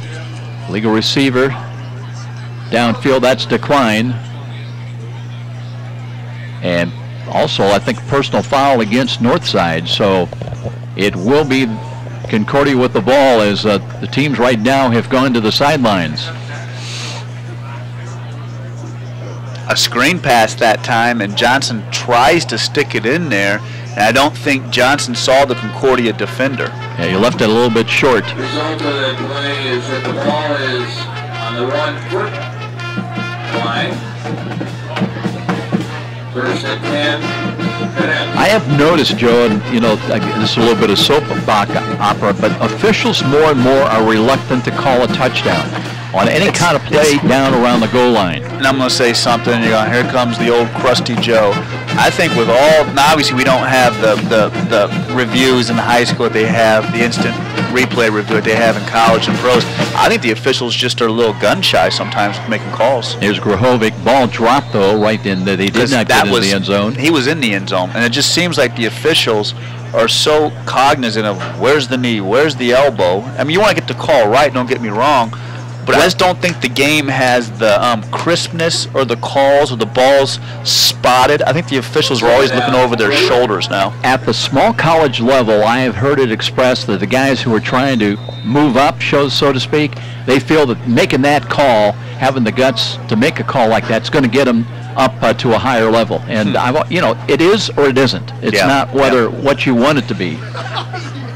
It just seems like they're a lot more methodical and very deliberate with their decision making, and I think it slows the game down, and at times I think it hurts the game. That's a loss back outside the 1. They'll try to run the ball again. I believe that's Blade Harris, and did not get in, so Northside stingy. Again, pinching in was DeJuan Harris that led the charge. So it'll be 3rd down and goal with 2:40 remaining in this contest. Yeah, Northside just doesn't want to give up the touchdown. 3rd down and goal. Ball, I believe, is going to go back outside the 1, closer now to the 2, so Concordia kind of moved. Remember this, after the interception, the ball was marked inside the 1. Grahovic again over to the near side. And getting the play in. Daniel Sparks has played most of the game at quarterback. Blade Harris stays in as the running back. This time Grahovic out of the pistol alignments, got 2 wide to the right. Play clock at 5, we're at 4, we're at 3. Grahovic with the snap, option run, now cuts to the right and into the end zone for a touchdown. Officially, they're going to say it's a 1-yard touchdown run, so the interception pays off with our 1-yard touchdown option run to the right by Colton Grahovic at the 1:53 mark. And Concordia will add to its lead to lead at 29-2. Yeah, good performance tonight with Concordia. We've talked about their skilled players, but their offensive line's done a nice job tonight. Yeah, Northside's banged up, but that's Northside's starting front, and Concordia's done a nice job controlling them. Cademan on to attempt the extra point now. Grahovic is the holder. Right-footed kick is on the way, and I love how this kicker, he gets a great elevation. The extra point attempt is good. It'll be 30-2, and still, minute 53 remaining here at Zoller Stadium. IHSAA football on Fox Sports, 1250 The Ticket. So, that's the word you expect to hear when selling a home. And Rick Whitman from Century 21 Bradley can give you and your family the advice, expertise, and satisfaction to fit your needs when buying or selling a home. With Rick Whitman's nearly 40 years of can-do experience, you'll find an effective method to accomplish your goals, select the proper loan, and feel the comfort of your new home. When you think real estate, think Rick Whitman at Century 21 Bradley. Call 260-704-6565. Be sure to ask for Rick. Let's get back to the stadium with more IHSAA football action and Joe Parson on Fox Sports 1250, The Ticket. Well, a year ago it was Concordia. They beat the Redskins at Chambers Field on August 22nd. We had that game, Joe Auburn. It was a victory 31-21 that broke a 3-game losing streak to the Redskins, and now it looks like they're just less than 2 minutes away from picking up their 2nd straight win. It's late in the 4th quarter over at Spoller Stadium. Dwanger 20, Snyder 17. Stiebling has thrown interceptions on the last 2 Snyder possessions, and he came into the game with 1 interception the whole year. Dwenger has the ball on Snyder's 20-yard line late in the game. So stunning. Stiebling's thrown 2 picks the last 2 possessions. Dwenger's trying to close out Snyder over at Spuller. Bounding ball again, takes a high bounce at the 30. That's fielded. And a run to the right side and given ground back to the 25. Ball popped free, but they ruled it down on contact. That ball was picked up by Dries Howard. And Northside will have a minute 49 to work with now, and trailing it by 28 points here on the road. And I'll say it again, I don't like the way they've made it into a 6A. You know, we had 5A, 4A, 3A, 2A, and 1A. Now we have 6A. And, you know, looking at Northside sectional, there's only 4 teams in that sectional. So I hate to see the way I understand why they did it, but I hate to see the way they split that 6A into 5A. Another personal foul penalty against the Northside. Getting frustrated now. I'm hating that if I'm Coach Hall. I'm over asking my assistants on the sidelines, how many is that tonight now? Because to me, I think that's got to be about 4 or 5 now, Joe, and you hate to see that. So the penalty moves the ball back inside the 15 to the 13-yard line. And let's see if we're going to see any new numbers into the backfield now. I believe we are for the Redskins. As it's Bryshawn Lockett at check it. It's a straight ahead carry now. And they're going to work with Jalen Lockett at the quarterback, a 6'2 sophomore. Yeah, he's a playmaker. He's starting on defense. And he could push next year for the starting job at quarterback, Joe. He's a good athlete. Sean Mudd stays in there as the running back. Right now, Northside just interested in getting back on the bus and starting to turn their thoughts and their attention ahead, as they will be back home at Chambers Field. Has not been at all kind to them. They are 0 for the year at home. They'll be hosting Bishop Luers next Friday night. And as Jalen Lockett is trying to run some clock down, play clock is at 7. And waiting for the snap, has got that, hands it off, and Mudd bangs off of a tackle and brings it up across the 20 to the 21-yard line. Joe Walburn getting ready to check down on the field. He'll be talking with a couple of the cadet players here tonight. We'll see if he has an opportunity to check in with Peterson Curlegrand, who's just putting up some astounding numbers over the last 2-3 weeks. And maybe Daniel Sparks as well. We'll see who's available down there. That's a gain of 8, so 3rd down and short. Final 27 seconds coming up here in the ball game, so a couple of snaps only remaining. They'll run Mudd again. Checks off to his right side, brings it across the 30-yard line up to the 31, and that is just about going to do it. Northside will have to hurry. The clock did stop while they moved the chains. So it's marked at the 31-yard line, and maybe one more snap remaining for the Redskins. And now the clock moves, and that is going to do it. So that will be a final score here tonight of 30-2. So a big win for Concordia, as they have evened their record with the victory at 4-4. The Redskins now with the loss are even also at 4-4 on the season. And meanwhile, the teams will meet at midfield for the exchange of handshakes. And our man Joe Walburn getting ready to head down there as well. We'll be looking for perhaps Tim Manigal, since we did not have an opportunity to get his comments on the air at halftime. And we'll check and see what we've got coming up here in just a matter of a few seconds.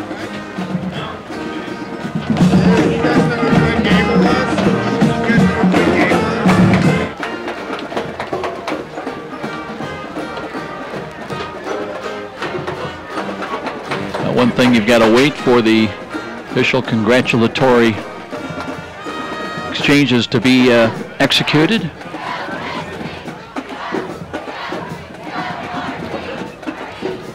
And we're coming up just momentarily. So Concordia with the win here at home here tonight. 30-2. Let's go down to Joe.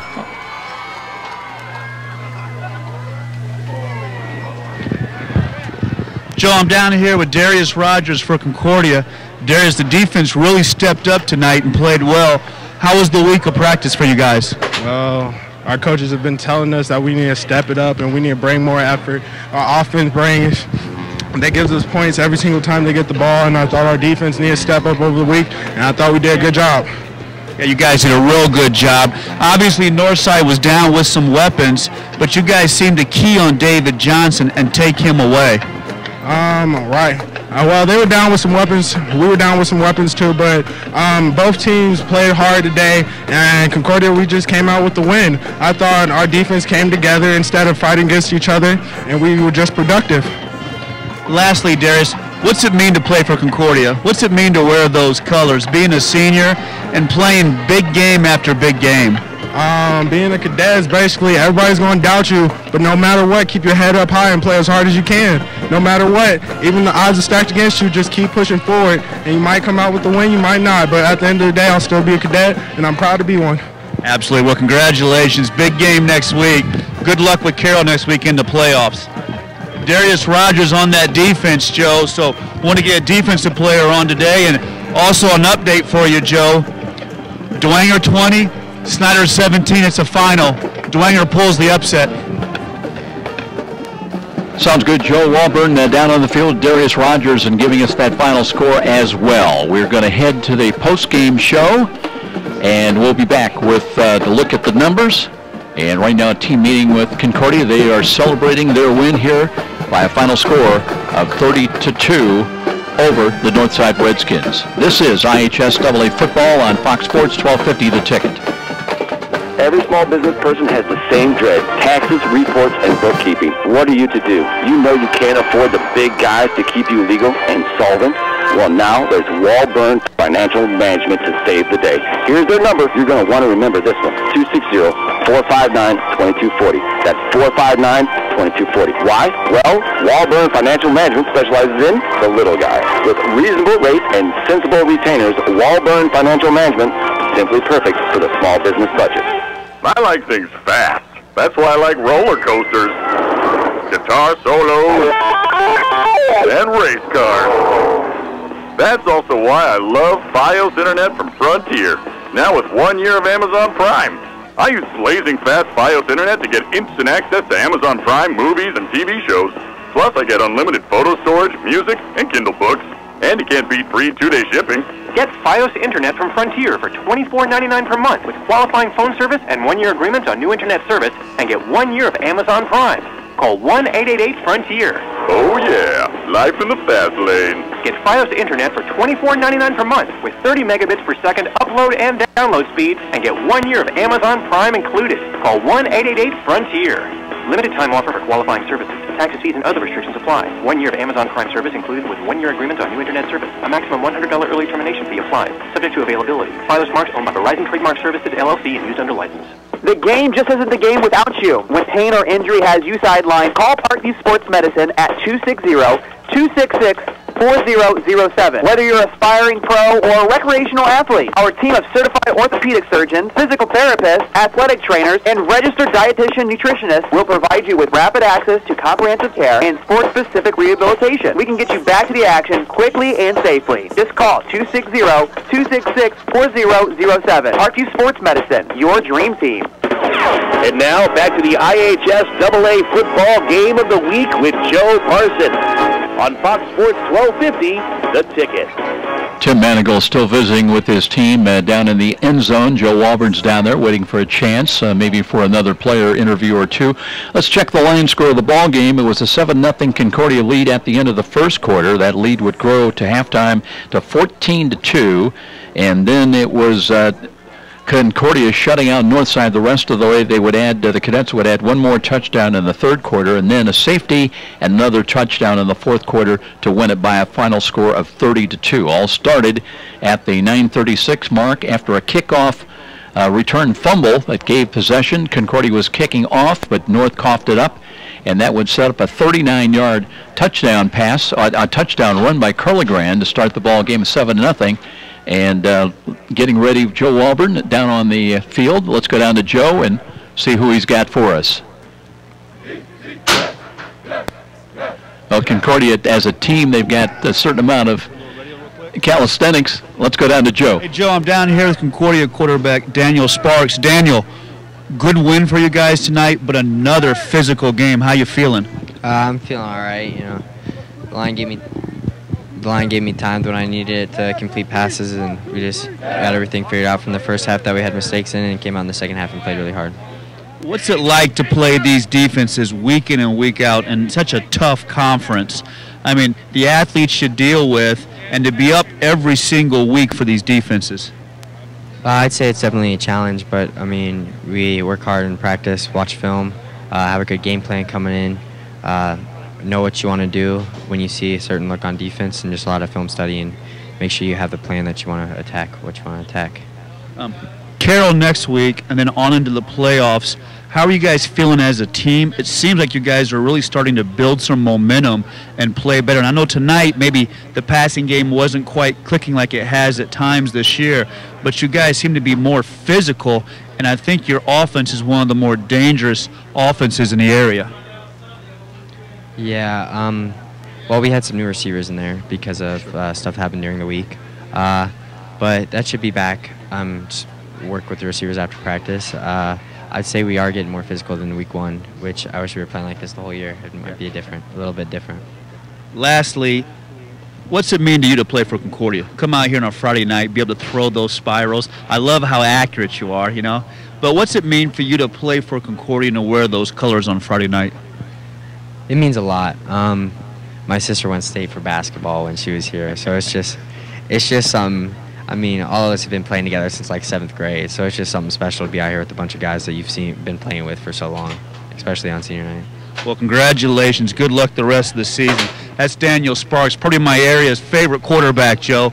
Love the accuracy, a good athlete, plays a good game, but, you know, their coach talked about how physical this conference is, and we know that. So good win with Concordia, another big win next week against Carroll, and we'll see then how the playoffs shake out, Joe. Great job, Joe Walburn down on the field with Daniel Sparks and Darius Rogers before that. Let's continue on, take a quick look. As we mentioned, it was a 39-yard touchdown run on a cutback to the left side by Curligran that made it 7-0. It would be then a safety as Curligran dropped the ball in the end zone. They took over the ball after a 4th down stop at their 1-yard line, but could not do anything with it. Sparks was tackled in the end zone to make it 7-2. But from there on out, it was all north side. On a 3rd and 7 call, they got a 23-yard touchdown pass from Sparks to Grahovic to make it 14-2 at halftime.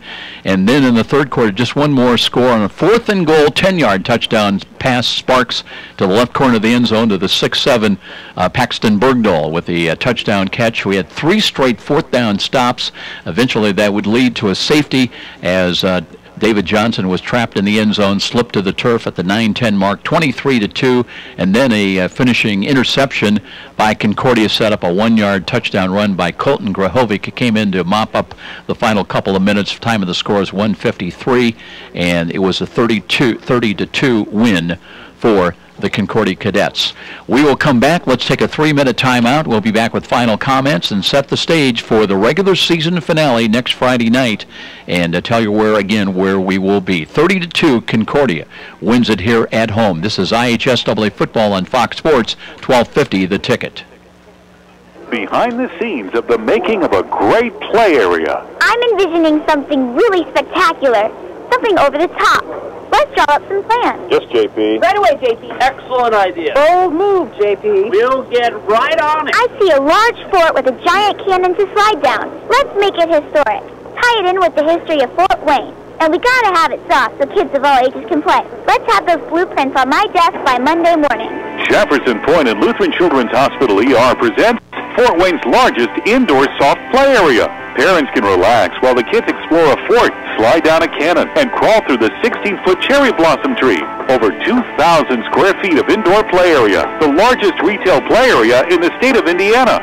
Bring the kids and enjoy the fun at Jefferson Point. For details, go to jeffersonshopping.com. There's so much to see. It's where you want to be. Jefferson Point, Jefferson Point. You're a super fan who will tailgate anywhere. The pros? Check. College? Check. Your 8-year-old's Pee Wee game?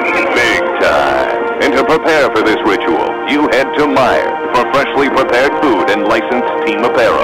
Proudly display allegiance to your favorite team with our licensed short and long sleeve tees, hoodies, hats, and jerseys. Plus, load up on fresh meats, snacks, and drinks. So don't just tailgate.